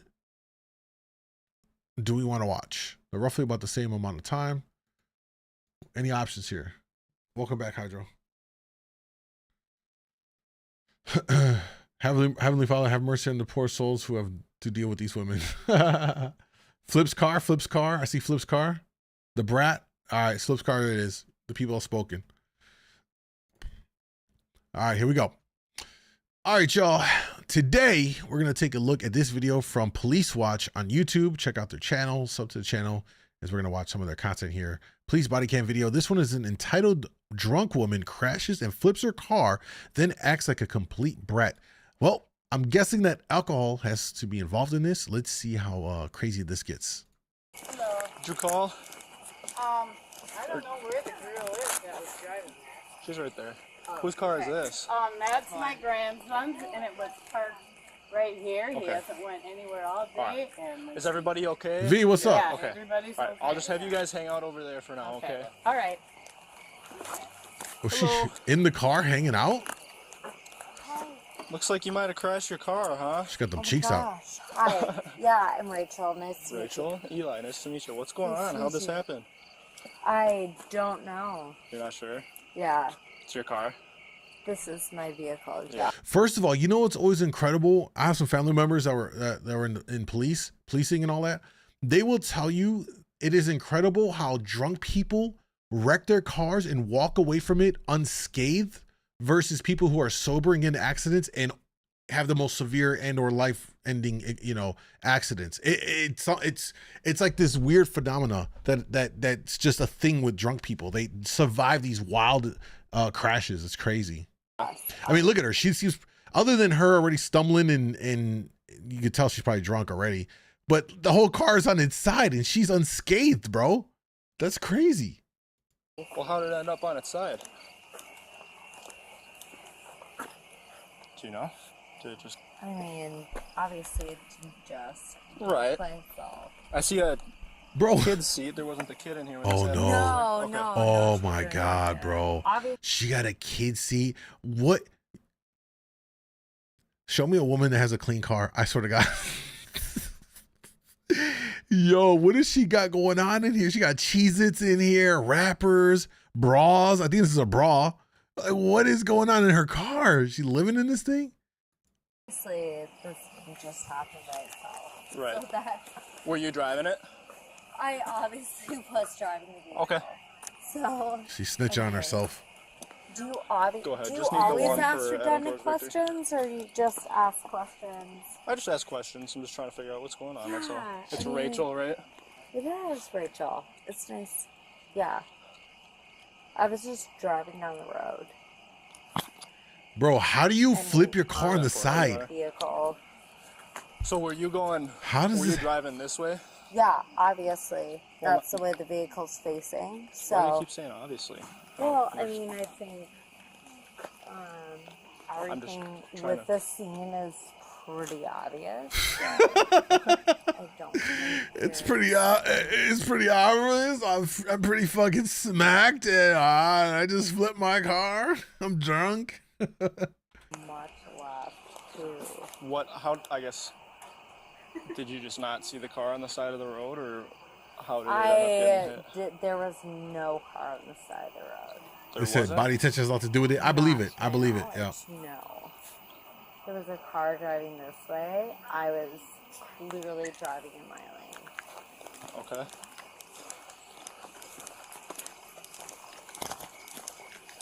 Go ahead. I just want to know how did she flip it though? She must have, Thank you. like, that's what I'm really curious about. I mean,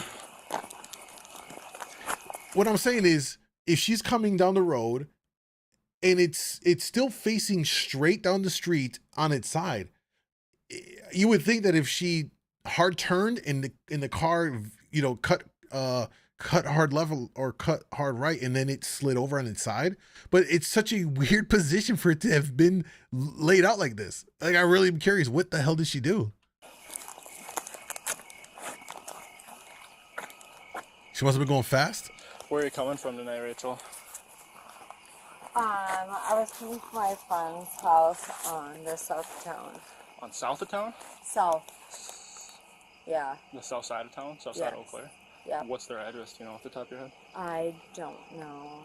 Okay. I would have to get my cell phone, which is in the car. But we had stopped to pick up a friend at Hobbsy's. Where is that?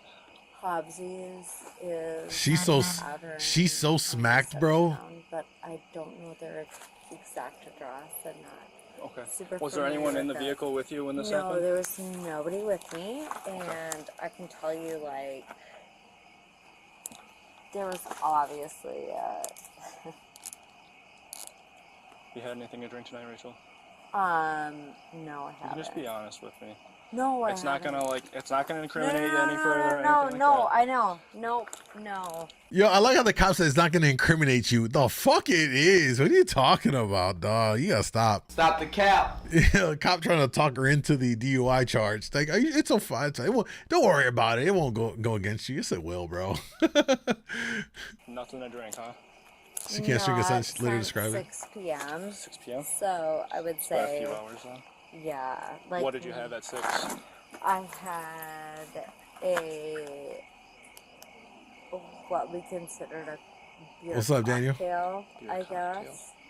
Fiona from How much Shameless. alcohol would you say is in that? It's a 4%. 4%. And you just had one of them. Yeah, it's just a fun. Okay. We were at a fantasy football draft tonight. That so. explains the jersey. You a Cowboy? Yeah, that's are you a why I'm in Cowboys New fan? Jersey. Yeah, I'm You a are? Cowboys fan. All right. But yeah, I just had one cocktail. It was a. Hey, what they say when a woman says whatever number, you got to multiply by 3. I don't know the brand name of the cocktail. I'm sorry. That's okay. It's not bad at all. But I know it was 4% alcohol. Okay.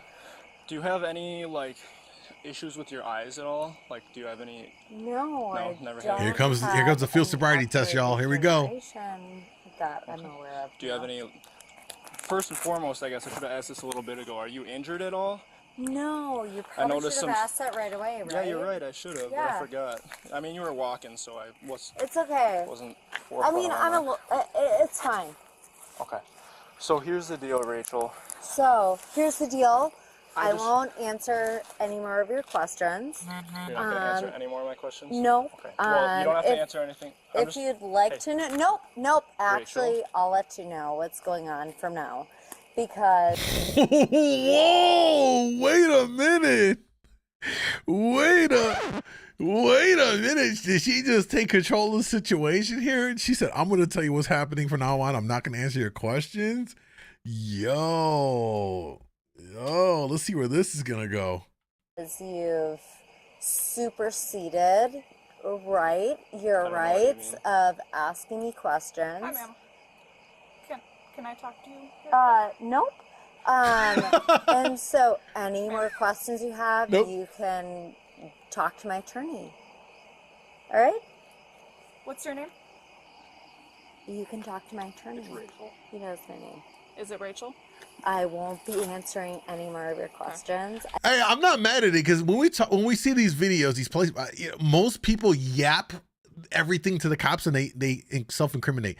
I'm not mad that she's like, I'm not going to answer anything. And that's probably the best thing you can do in a DUI case is not say anything. Do not consent to a field sobriety test. Just go in. They're going to book you. They're going to do all that stuff. Then get your lawyer and then let them litigate you out of that shit. Because the less proof the cops have with with the breathalyzer and this, that, and the other, it helps in the case of beating it.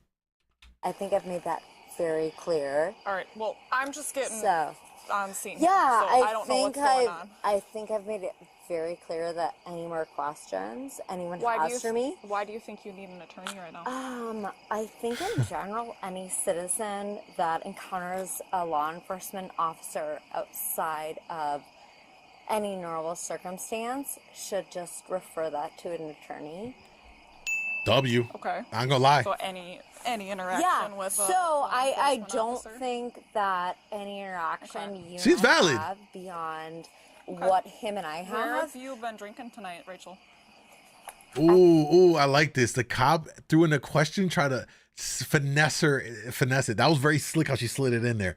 She's gonna see if this girl's gonna stumble on it and just give up the info. Really slick. I haven't been drinking tonight. I can smell the alcohol from you. Well, I guess you can smell the alcohol from me, but I haven't been drinking, so. Okay. Why am I smelling alcohol from you? I would just lie. I'd be like, oh, you just must smell my Axe body spray. That shit smells terrible. That's my Axe body spray. Have you been around people who have been drinking? Is there a reason why I'm smelling alcohol right now? It doesn't come from nowhere. Does that make sense? Smitty, what's up? Okay. Makes total sense. So where have you been drinking tonight? I think I already told you. They said, hold on. I said, it's a coincidence for me. All she was standing next to a flip car. Yeah, it's so random to see the car flip. They said, make it worse. She mentioned legal representation way too soon. I don't think so. I think you establish that right off the go and you just keep it moving. I say this enough times in these videos. People don't do enough to be like, respectful, I'm not going to answer that. I'm going to exercise my right to remain silent. And that's it. And you don't, too many people self-incriminate in these interactions. The cops, it's their job to talk to you in a way that makes you feel comfortable and be like, it's okay, you can tell me the truth. Don't worry about it. I'm going to look out for you. You tell them the truth? Oh, don't worry, I'm going to look out for you. Here goes these 5 felony charges, bitch. Like, wait, what? This ain't looking out for me. You could at least dropped a couple and lowered the shit to misdemeanors. Nope. Any questions you have? It's a finesse, man.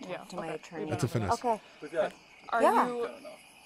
Yeah, I think know. that's like very Did you clear. ask about fields? No. Are you willing to perform any field tests for us tonight? No, I would not be willing to perform. You willing to do a PBT for us tonight? No. Okay, you're going to be under arrest for OWI. Okay.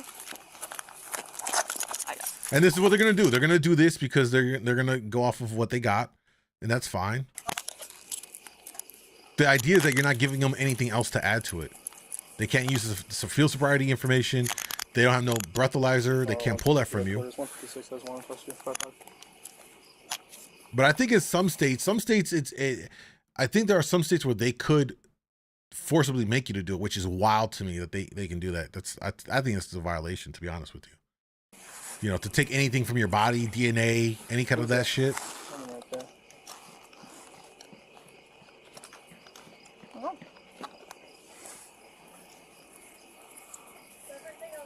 Better call Saul. Do you know her? Okay. Okay. Am I okay? I'm okay. Are you okay? Yep, everyone's okay, thanks. You okay? I am okay. Thank you for asking.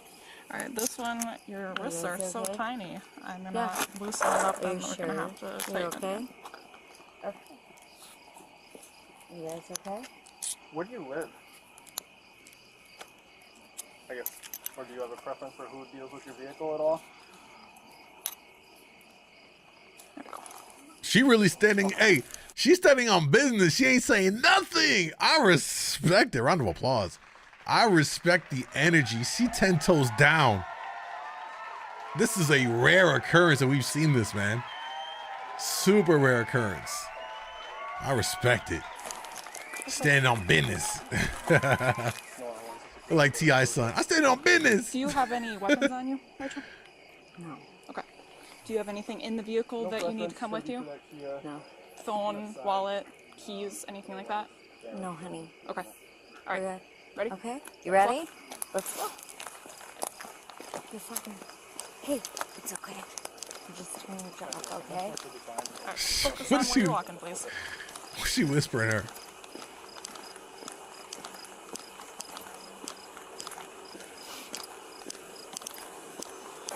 If you know I won't be saying anything else, so let me know when it's over, okay? Can I see that? What's that? I won't be talking with them until it's over. That's fine. You don't have to say anything. Thank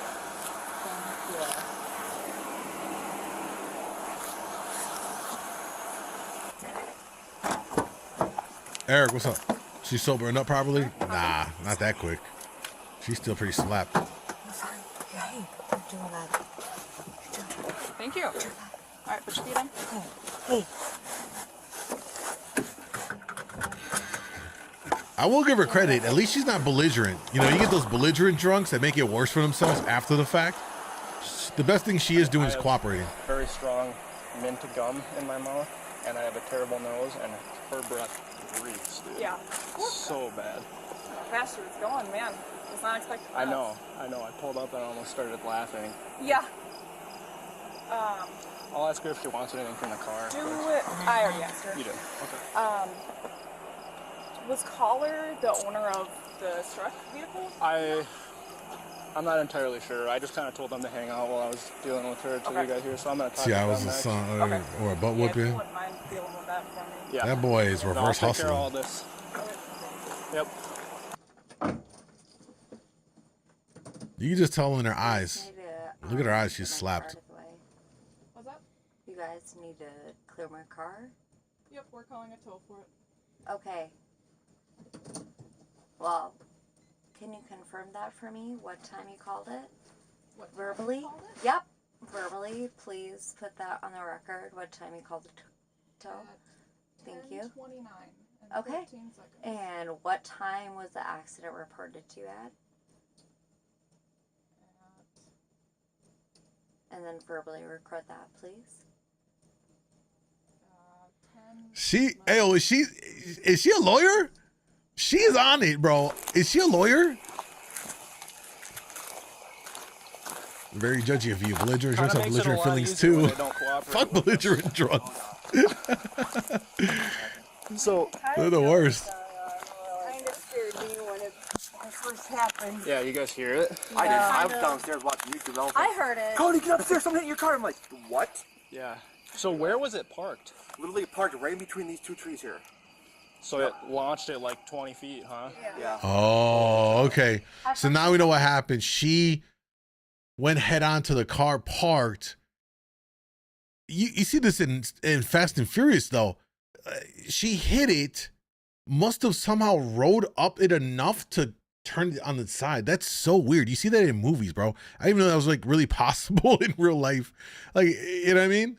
So now we know how the car ended up like that. I thought it was his car that was on the side, and I was like, You gotta hit it that right. She hit it at the perfect angle. Yeah. There was nobody in it? Nope. No, we were all. It's your... And here's the thing. It had she not hit it at that perfect angle for her to flip it, she probably would have went head on it and not been there. You know what I'm saying? Isn't that incredible? Again, how drunk people escape death in these car accidents. It's crazy. You know what I mean? She probably would have been ejected out of the windshield and into the other one and game over, right? But she hit it just enough on this side to just ride it over and pop over to the side. That's crazy. Vehicle? Yes, sir. Okay, what's your first name? Cody. Last name? Was it one of you guys that called? I called. You called? She called. Yeah. Okay. What's your first name? Cheyenne. C-H-E-Y-N-E. She made a real action scene, but won't remember it. That sucks. True. Last name for you? True. So, I'm going to get you something called a crash card, and it's going to have a case number on it. And all you're going to need to do from this whole thing is you're going to just have to call Progressive, give them that case number, say that your vehicle was hit, and they'll be able to get all of the information from the crash from the police department. She's not being cooperative, really, so I don't know if she has insurance or not. I would imagine she would with a vehicle that new. I hope so. She got out of the vehicle just fine. Yeah. So any scratches or anything like that. Yep. So, all right, I'll get you that crash card, and then if you probably want to move the vehicle. I could try. I would. It doesn't look like it's too damaged. I think maybe the tire must have rode up on the hood or something. I really don't know. That's crazy. I'm kind of confused because to be able to flip a car on its side. Yeah. You would think there would be a lot more damage than that. Right. So.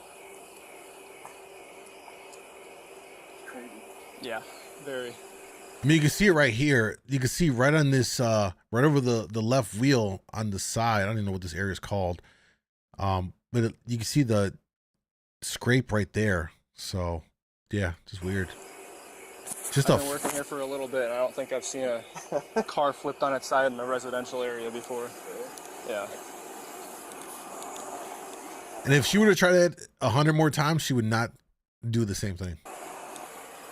Look at that right there on the side. That's what it was. And what am I under arrest for? Operating while under the influence of alcohol.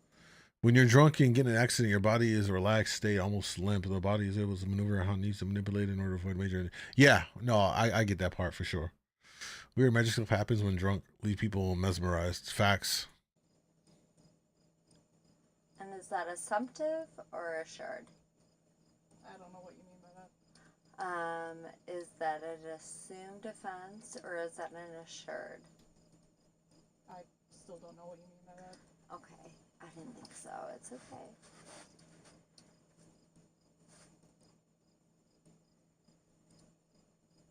It's okay. She has some kind of legal background for asking these questions. I mean, did you assume I was operating under alcohol or had you been assured by some sort of test? You just assumed, right? Correct? And is our conversation being recorded? Yes, it is. Yes, it is. Correct? So you assumed I was operating my vehicle. She's litigating this on body cam. Yo, she's litigating this on body cam? So when she was the court, oh, this is actually kind of brilliant. She's actually kind of low-key brilliant. Setting it up in the body cam for evidence to make some points. Is that correct? Yes or no? Rachel, we're not going to have this conversation. Okay, so that was correct, right? That's why you arrested me. You assumed I was operating my vehicle. Correct? What happened to you not talking? Well, Technically, she says she's not going to answer your questions. I won't talk anymore, dear. This is so awkward. You never read me my Miranda rights or told me what I was under the arrest for.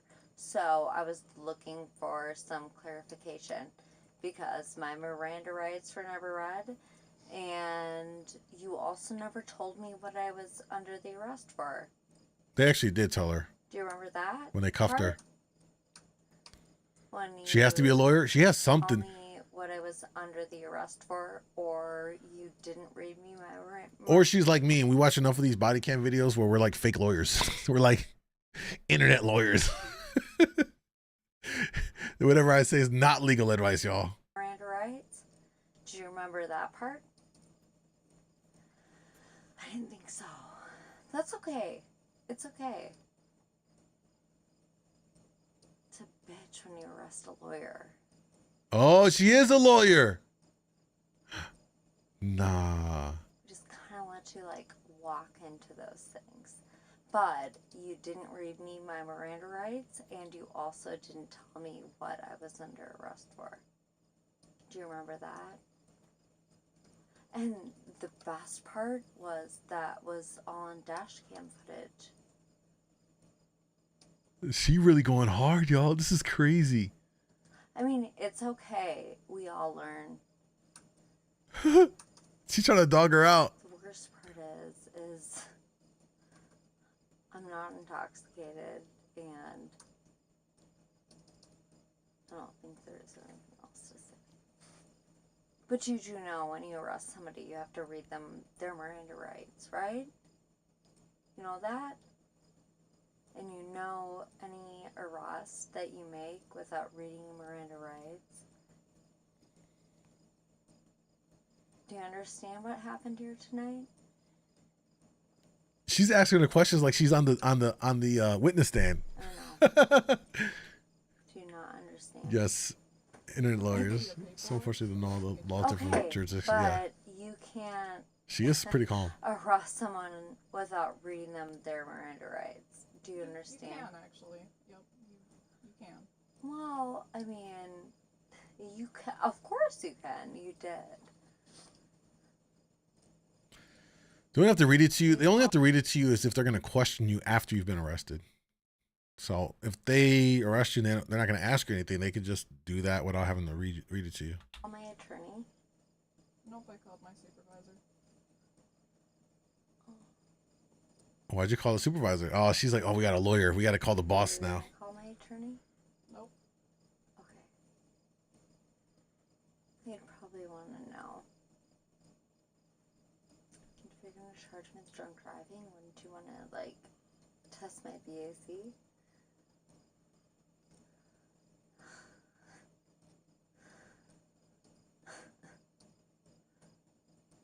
Because I'm not drunk. No, I'm not. It's so awkwardly quiet in there. It's fine, hon. You're just doing your job. I get it. It's all good.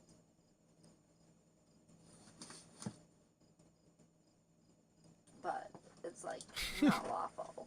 But it's okay. Some people wouldn't know this wasn't lawful. And it would be fine.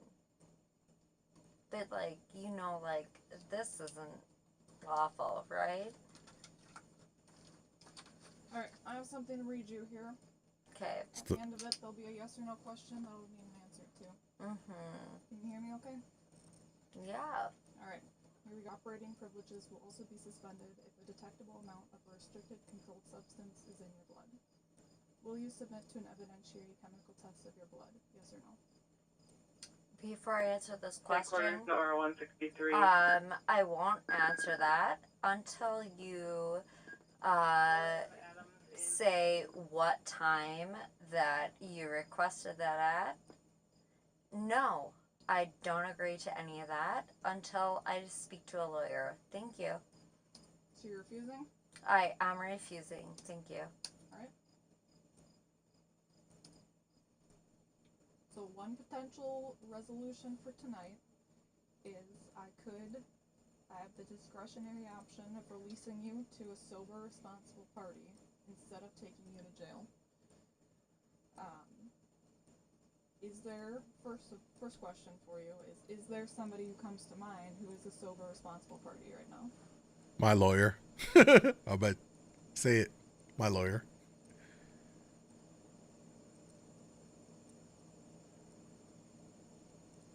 If you don't want to answer my questions, then we're going to be going to jail.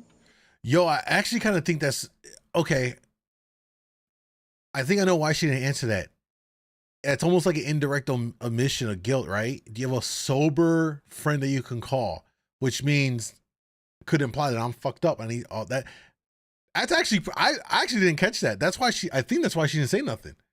It's actually kind of like she might be lit, but she's aware. That's my best guess why she didn't answer that. She was trying to trip her up. What's up, BK? She almost trying to fumble on her. That's pretty slick. Damn, she's smart, even while she's drunk.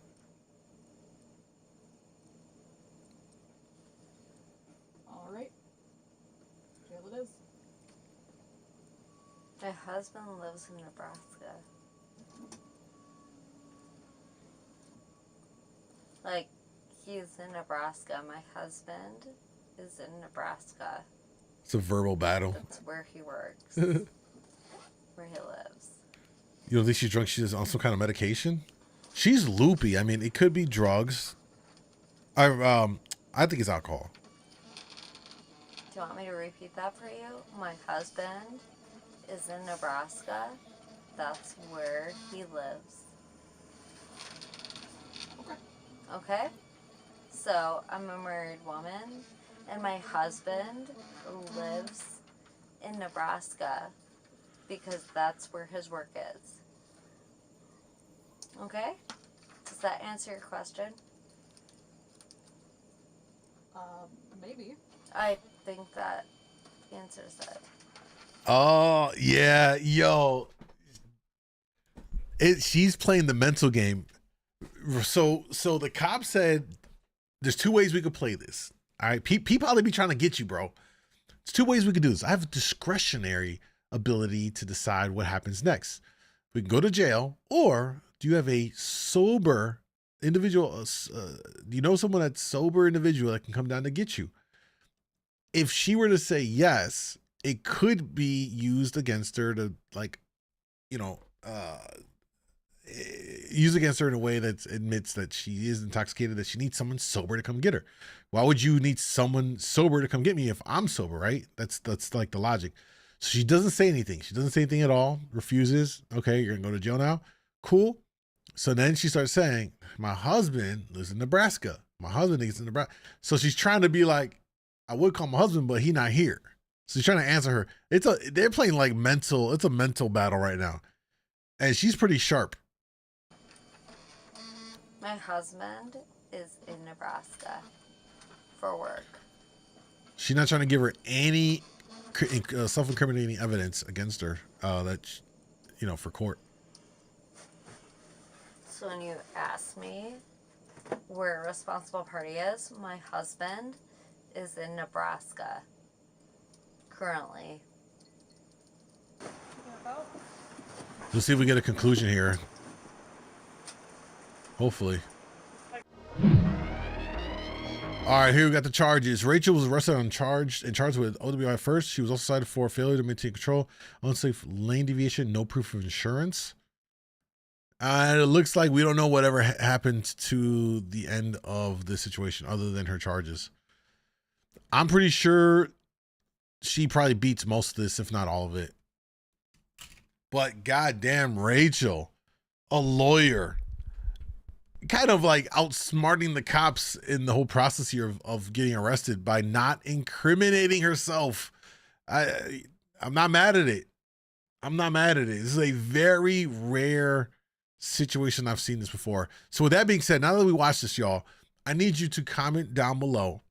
We're going to grade Rachel on the interaction. A through F. A through F. A, was she handled it flawlessly? F, complete disaster.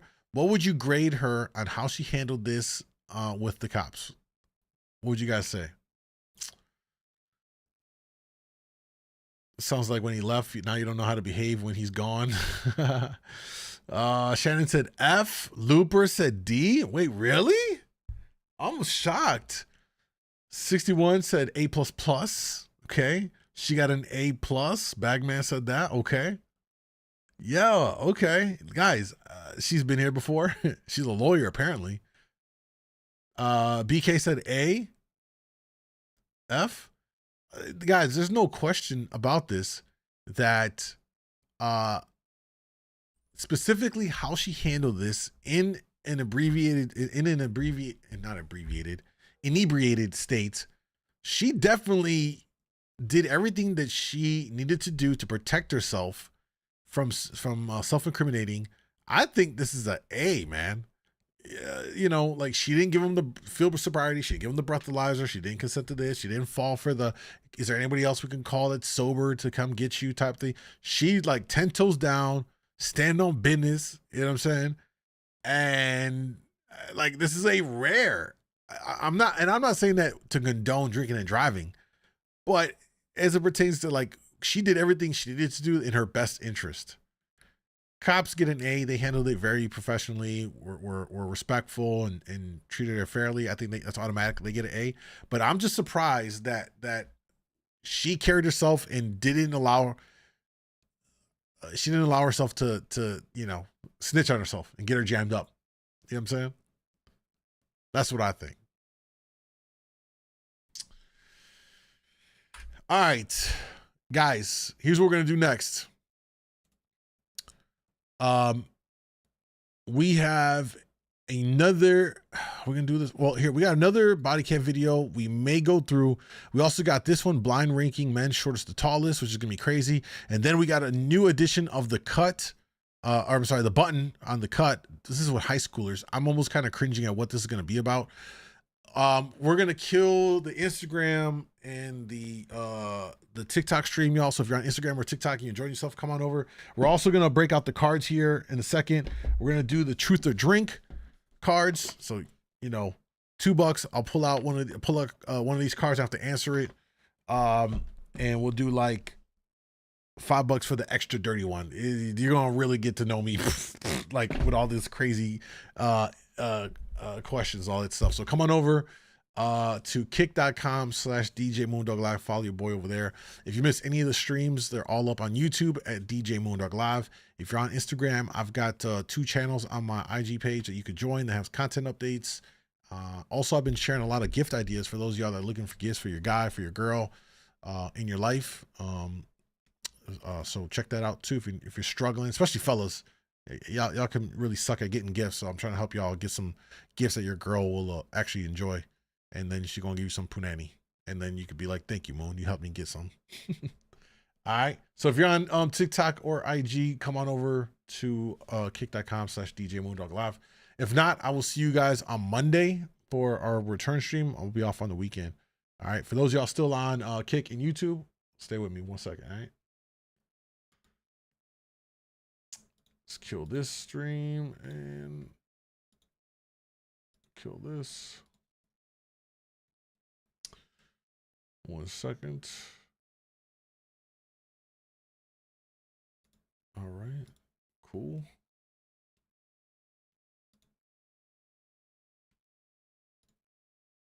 All right. Looks like we're good, y'all. Cool. Let's do Looper. Good to see you, man. I feel like I didn't talk to you in forever. Let's do one more Police Body Cam video. And then we'll jump into the ratchet shit. All right, y'all. We're back with the Cold Blue Cam channel. Another banger. The most obnoxious drunk you could ever arrest. Let's see how this goes. Don't forget to subscribe to their channel to support what they got going on. Check out more of their videos. Let's dive into this one. See what happens. In May 2022, deputies were sent to a residence following a report of a male threatening to enter the home in Clarno, Wisconsin. The caller stated a 21-year-old male was causing a disturbance, threatening to kick the door in and yelling about beer. The caller further advised she had no idea who the male was and that she was armed with a loaded firearm prepared to use it if he entered. Upon arrival of several deputies, they could hear the male yelling at the top of his lungs and using his shoe to hit the home's window, appearing highly intoxicated. Sheriff's office! Wait, this here window? Sir, police! Hey, Sheriff's office! Get down here. Sheriff's office. Sir, can you come over here to speak to us? Yo, you hear the homeowner getting ready to blast his ass? Yo, what? Yes, come over here and talk to me. This man wants to talk to you. All right. Then that's him. Do you have anything on you? No. Guns, knives, anything like that? Nothing. I don't have James. Relax. We'll figure out What's going this? on, okay? Just relax. Is this your wallet? That's my wallet. Okay. Right there. Why don't we go down here and talk, okay? See, no. Can I hit my vape at least? We'll talk, okay? No, can I hit my vape at least? Wanna hit my vape? I'm not coming down here until I hit my vape. Can I hit my vape? Where's your vape? My vape is in my pocket. That's all I care about. Did you have a vape? Well, check your pocket then. Okay. All I felt was the wallet. You can check my pocket. Here. No, I don't give it. Is that your truck? Up there. I don't give it. He is so blasted. The homeowner mentioned he was sleeping on the couch when he was awakened by the male hitting the window. Can you tell me a little bit what's going on? I don't know what the hell's going on. I'm sleeping. I heard somebody coming up on the porch. I heard hollering. I thought, well, what the hell's going on out there? All of a sudden he comes up and wants talking about beer in my yard, and there's other people out here in the yard. And Do you know him? I have no idea who that is. I mean, he wasn't bad at first, but he wanted me to open the door. And I said, I'm not opening the door. He said, what do you want? Something about beer in the yard. He didn't break the window, but he started just before you guys got here. He was going to go through that window, and he was going to rip the door off the hinges. Well, then open the door. I said, I'm not opening the door. What do you want? What do you want? Something about beer in the yard. He kept saying, he kept hollering for guys down the road here. But he acted like he thought he was at the bar. I'm Debbie Mayer, Green County Sheriff's Office. I'm looking at your head. Are you hurt? Yeah. No, I'm okay. Okay. I'm fine. Can you tell me what happened? It's fine. This man hit me at the bar. We were playing some darts. Okay, what bar were you at? Did this man knock you in the head so hard that you just you just start wandering the streets, knocking on random people's goddamn window? Like, what happened? This bar. And we were playing some darts, and this man socked me. Was this tonight? Upset. Tonight. Okay. And he was upset. He hit 3 balls in, and he was upset. So like I was a little upset. So like, cause he hit the 6th ball, the 8th ball, and he definitely hit the 7th ball. 29 on 10-2. Can you start EMS to have a subject looked at? Just need him looked over. He's got a pretty good bump on his head. Advise he was struck in a bar earlier tonight. Okay. And where was this at? At this bar. Okay. But he was a little upset. I got a little What town upset. are you in? How'd you get here? If you want to ask Dylan, that's my drive. So Dylan is your driver? Dylan was my driver. Driver set, driver's license. You got some nicotine on you? We don't. Where do you usually keep your ID at, man? Like the what? The D.I.D. in there. Can I get a cigarette? I don't have any cigarettes, man. Somebody. Bro, this guy's asking for like everything. I need a vape, need cigarettes, got any nicotine. I'm just waiting for him to ask for a drink. I'd laugh my ass off. He said, "You got a drink?" Got a cigarette. I know you guys do. I don't get a cigarette. I know you guys smoke. do. I told you, I don't smoke. I don't smoke, man, you guys smoke. Does he smoke? Nope. Here we go. We do not smoke, bud. You guys smoke. Nope. What's your name? Edwards? Nope, I'm Zach. Edwards. I'm Stromberg. Stromberg. Deputy Stromberg. Hallmark. Hallmark. Just like the card, but I'm not Hallmark related.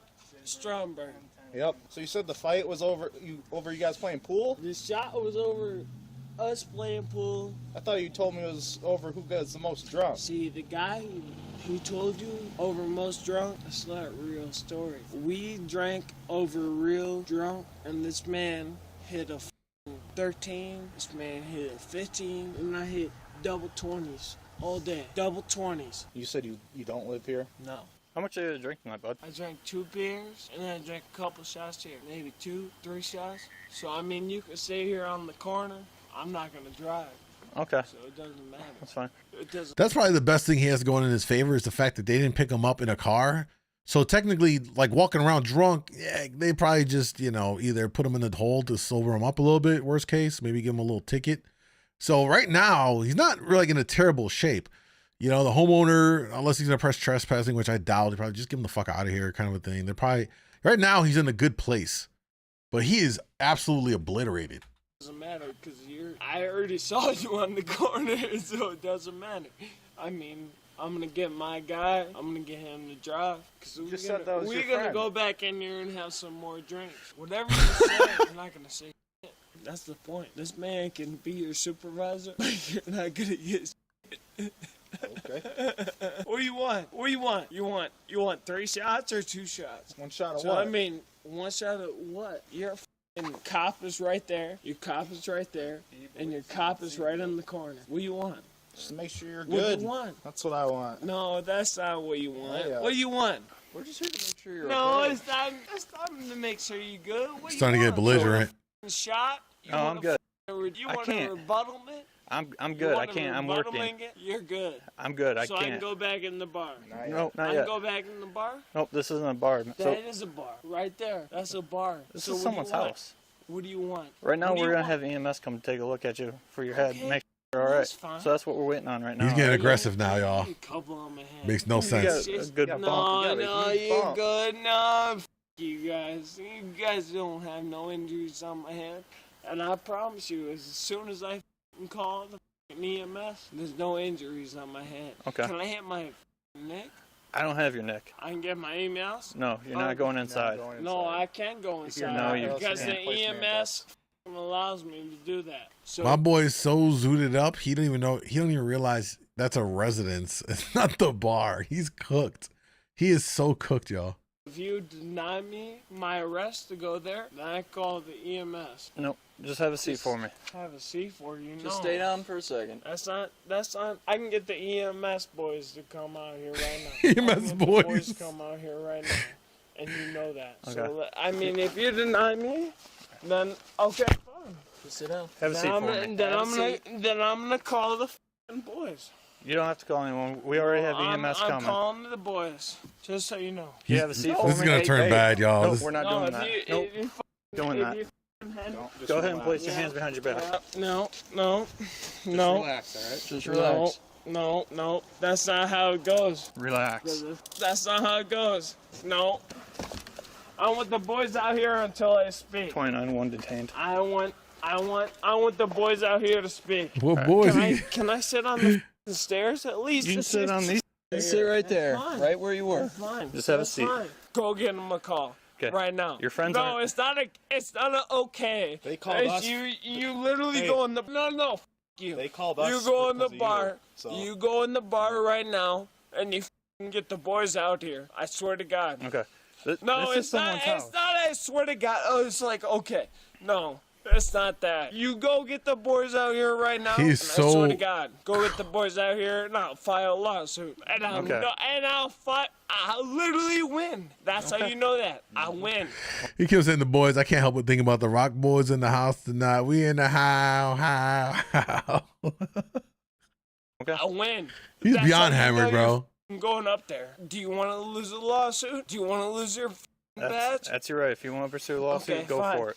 Go ahead. You're gonna lose your badge. Okay. You're gonna lose your badge. Your friends aren't in there. All right? You're gonna lose your badge. Okay, that's fine. You're gonna lose your badge, Okay. sweetheart. That's fine. You're gonna lose your badge. Are you me right now? What is your name? I want all your names. Hold on. Yo, let me tell y'all. BK said this.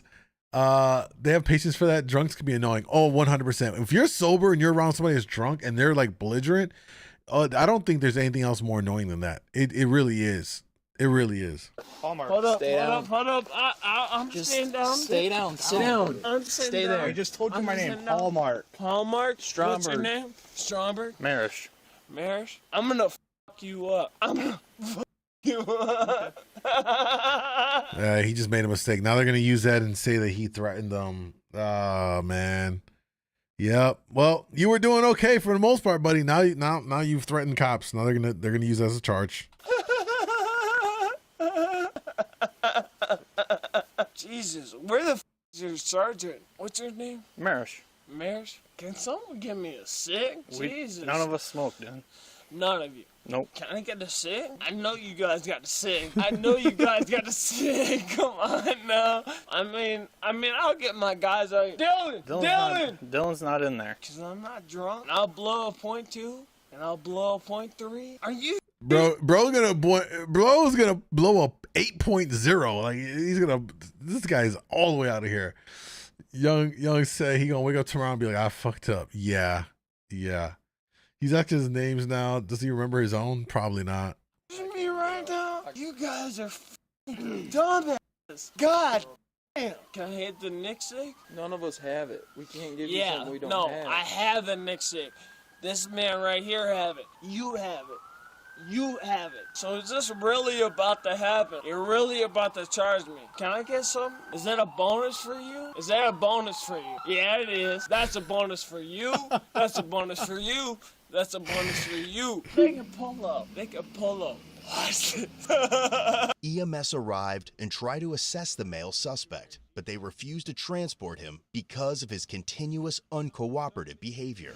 I mean, you can find him in the bar right now. You don't live here, do you? No. Okay. But if you want to find him in the bar, if you want to find him in the bar, then he thinks his two friends are in there. They tried to fight me. He thinks it's a bar. This is a bar. What do you mean? No. I'm done. I'm done with it. I'm done with this conversation, sir, because he tried to end it. So if you want to send me in the hospital, I'll go ahead, sir. No, I'll go ahead. Sit down. No. Just wait. I'll go ahead. Sit down. No, I'll go ahead. Just wait there. Right here. They I'll have go to ahead. assess you and see. No, I'll go ahead. No, I'll go ahead. I'll go ahead, sir. Stay. I'll go ahead. Yo, imagine being the homeowner right there. And you're trying to go back to bed. Like, you can't take this guy and put him somewhere else to do this whole thing. They just sit there on his porch. I'd be like, yeah, yo, I need y'all to take this shit somewhere else, please. I'm trying to get some sleep here. Because these guys try to say I did something else, I'll go ahead. There you go. Just have a good day. Stay down. Nope. I want to go to the hospital. I am hurt. I want to get no. I want to go to the hospital. Have to check you out first. I don't give a f.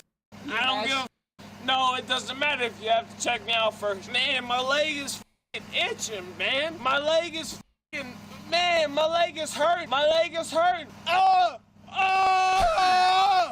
want to go to the hospital now. He just faked an injury. He really said, oh, my leg hurts. Oh. Oh, bro really thinks he's playing in 4K, but he's playing tic-tac-toe right now. So dumb.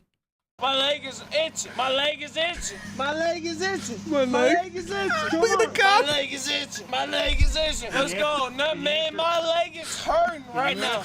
My leg is hurting. No, I don't give a f. about your question. My leg is hurt. My leg is hurt. How you want to do this, guys? Oh, my leg is hurt. Your choice. My leg is hurt. I'm suing the shit out of the Monroe Hospital. Let's go. My leg is hurt. You can take him in the squad car.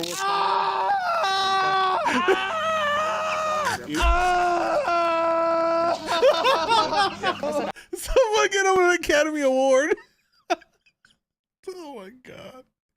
This guy's putting on a performance, y'all. You understand that?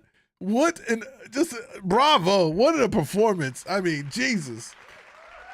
And the Academy Award for best performance in a police arrest video. Drum roll. What's his name? I forgot his name. Give him the award. I don't feel comfortable transporting anyways. So. No. He driving anything? No one knows how he got here. Call the guys. Make it no. Call the guys. Call the guys. Call them. All right, call them. There's guys in there.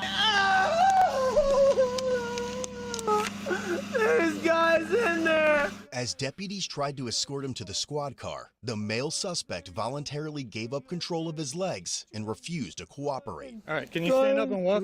Maybe. Just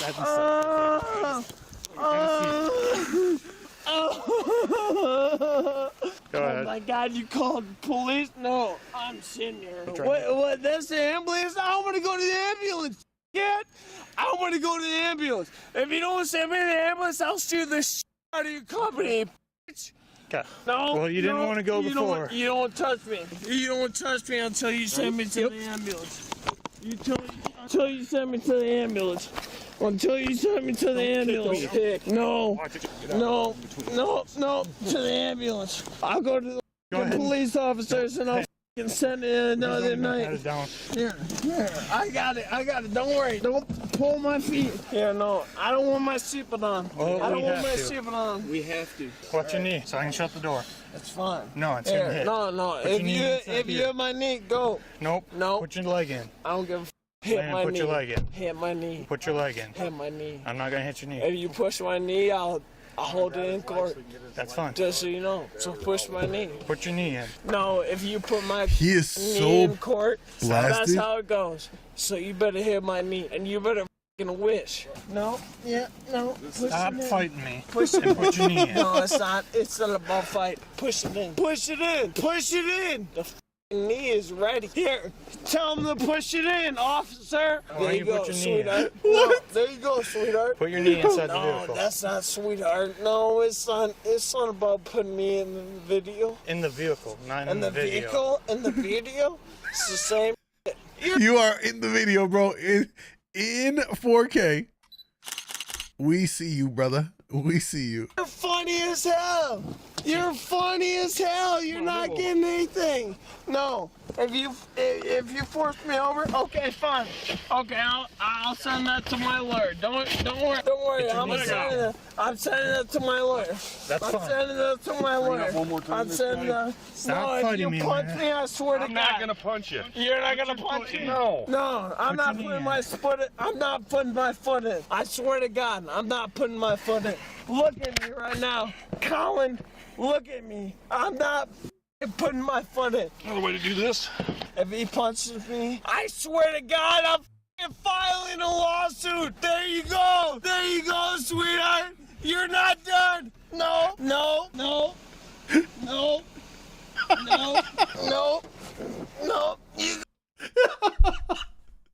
Yo, the repeater. No.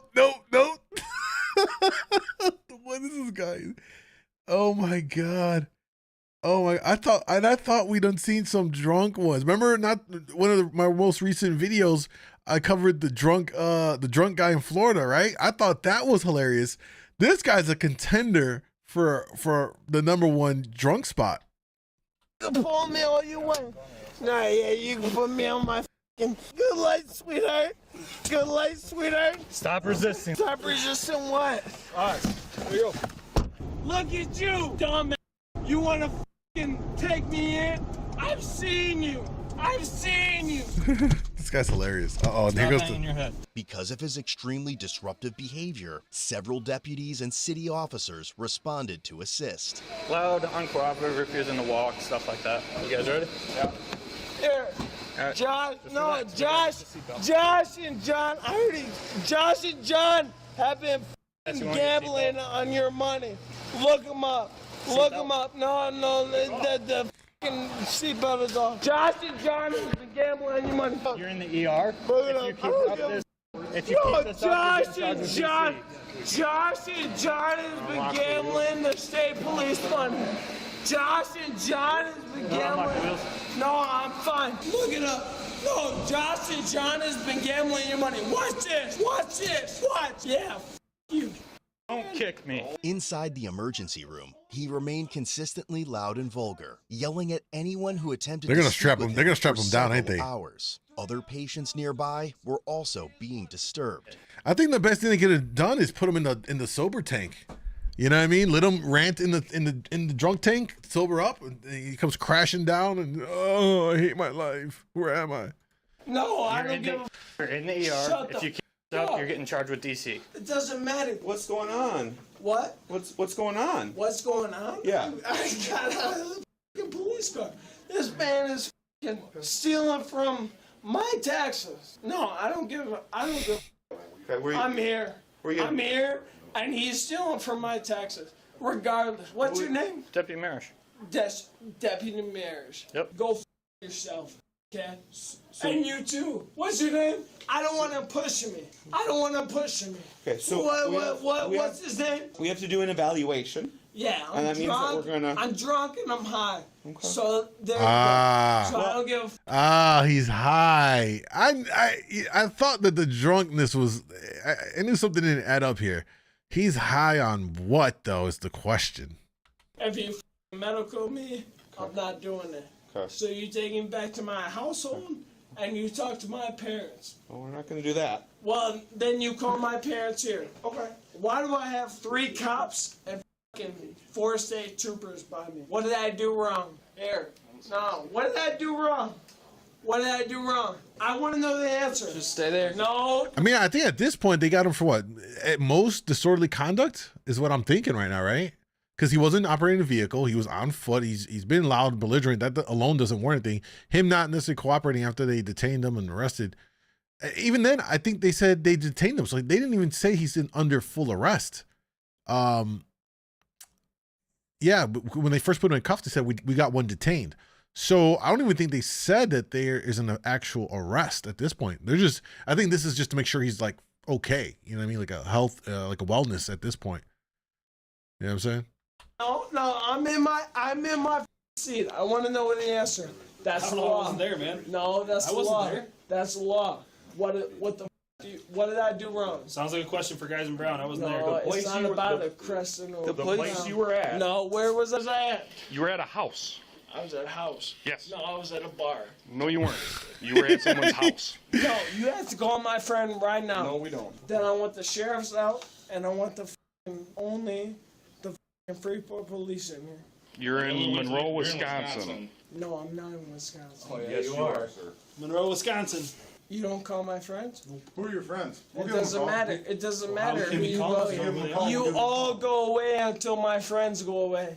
You all go away until they come here. He is off You something. all go away until my friends go away. There's literally He hurt his leg, 1, remember? 2, 3, Yo, 4, that was 5, hilarious. 6, 7, 8 cops in here. Get the out of here. You guys don't get being here. State police, go yourself. Go yourself. Go yourself. I won't say a thing. So have a nice day. You know you have the right to remain silent, right? That's what I'm saying.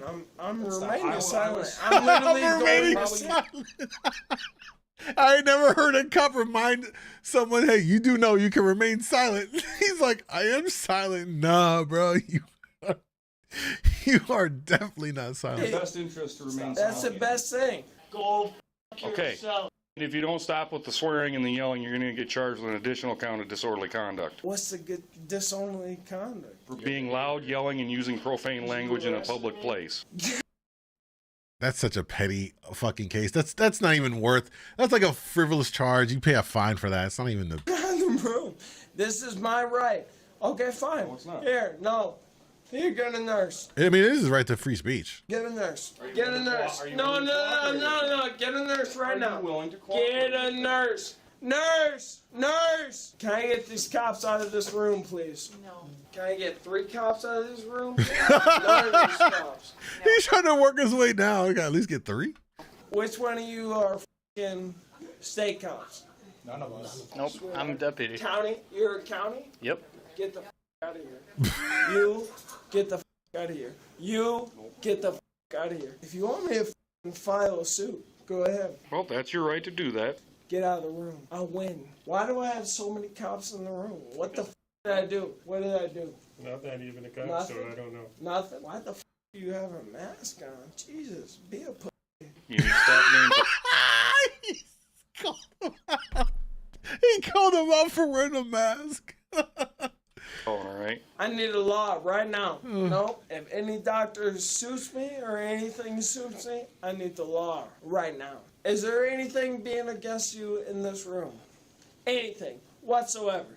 Anything? No, there's nothing against us being in the room. Don't worry. That's my medical degree. That's my medical law. So if you stay here, I will sue the out of you. Nurse! Stop. Nurse! Lower your voice. Nurse! No, you don't close the door. You don't close the door. No, that's not medical procedure. I want the state police out of my room, and that's against the law. Listen, I am not calling any of these people out of this room. I will. I don't listen. I don't care what you do. You can listen all you want. I will sue the out of you. Just so you know. Bring it. Do you want my full name? Fine. Yeah, what's your name? It doesn't matter. What's your name? No, it does matter. It does matter. Listen. No, it does matter, sweetheart. Hey, it does don't matter. Call me sweetheart. I called you sweetheart all day, sweetheart. You called the wrong nurse. Okay, fine. Yep, I'm suing the out of this hospital. Oh my God! You guys know you made a mistake. You like, no, you. This did kid's make a wilding mistake, out. I'm gonna be drunk. I'm gonna stay in this hospital, and What? they're gonna mess up. Cause look at this. Oh my God! I'm looking at every single. Oh my God! You guys are fucking done. No, you guys are done. Look at this point. Look at this point. You guys are literally done. No, you guys are done. Oh my God! You guys are done. $325,000 coming to my name. Yeah, no, I'm suing every single one of you. $325,000 to my name. Oh my God. The male stated he had to use the bathroom, Oh, so no. a nurse brought a plastic urinal for him to use. Eventually, he overfilled the urinal and continued to urinate on the floor. Good. There you go. Big in it. I might fill it up. I might fill it up. He's like powering up his pee.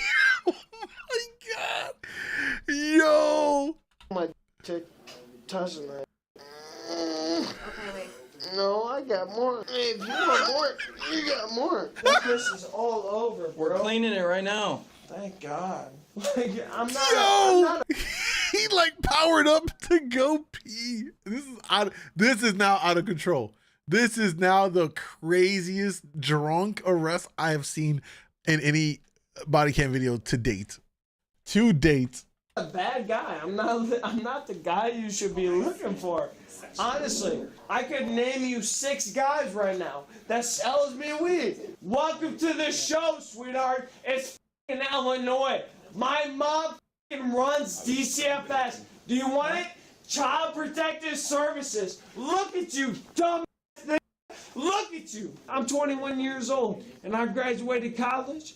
And I work for DCFS. If you ever abuse your kids, ever, if you ever touch them, I'll literally f*** you. I literally f*** your kids. I don't have kids, so. No kids? I can't wait till you do. Who's laughing? Who's laughing?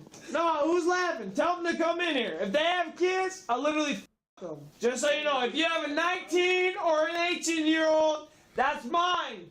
And freedom. What? What? Yo, what? What? I mean, at least he said 18, 19, but this is the wildest thing he's going on, bro. Oh my God. Freedom of speech, freedom of communication, and freedom of written language. Written down. Yeah, exactly. I want this written down. No, I want it written down. Do you have it recorded right now? Oh, yeah. You have it recorded right now.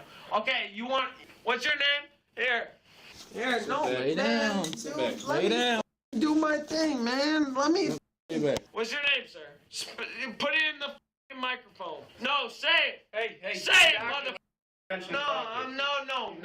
Shut up. Shut up for a second. So you have a choice. I can either give you something to help you settle down, or we're gonna hold you down and give you something. What would you like? Give me melatonin. I don't know. No, Here. we're gonna give you something a little stronger than that. Hey, if you're trying to test me, no. No, that's denied. That's denied. That's denied. That's denied. That's denied. In the state of Illinois, that's denied. Exactly. Just so you know, they gave him a sedative. We're currently waiting for it to kick in. Anytime. Yeah, appreciate it. Those squeaky fist bump. Bro. The 21-year-old male was Felony. charged with felony battery threat to an officer ×2. What? Misdemeanor counts of resisting obstructing an officer. Wait, what? Did I miss that part? What did he do exactly to threaten the officer? Maybe earlier, I think he might have said something that would have been enough. And disorderly conduct ×2. I think that felony charge they beat, man. Months later, he was found guilty, but only for resisting and disorderly conduct. That's what I thought. The remaining charges were dismissed, but read in. I knew it. Like they just tried to get something extra to stick there. I knew it. As a result, his sentence was withheld, and he was given 18 months of probation. Well, there is the story of this guy. This is probably the wildest drunk I've seen in these police body cam videos. I mean, this guy is in the Hall of Fame or Mount Rushmore of drunks in a body cam video for the things he was saying, the dramatic act with his legs. I mean, there were so many moments in this that were absolutely unhinged and crazy. And then him going Super Saiyan to pee and peeing all over the floor. This is the part of the work for law enforcement that I do sympathize with them on, that they have to deal with these people because it's so annoying. You know what I mean? Like, this is so annoying to have to deal with somebody like in this state. So, needless to say, I give the cops an A for how they handle it. Respectfully, they were patient. I mean, they gave a whole new meaning to the word patience dealing with this guy. And so, again, gotta give them props where they do right, and they handle this, I think, pretty flawlessly, without overdoing it with them, knowing that he was drunk and high. Clearly, this guy gets a big fat F for being in the state that he is. But, wow, just pretty speechless on this one. Pretty speechless. Horse tranquilizer will work. I think that's what we're going to get to, man. They should have tranquilized him a long time ago. Yeah, it seems like they really prolonged that whole process, right? It did string on for a while. Definitely did. Hey, if you're on YouTube, we're going to kill the YouTube stream, so come on over to Kick, all right? Let's go ahead and that.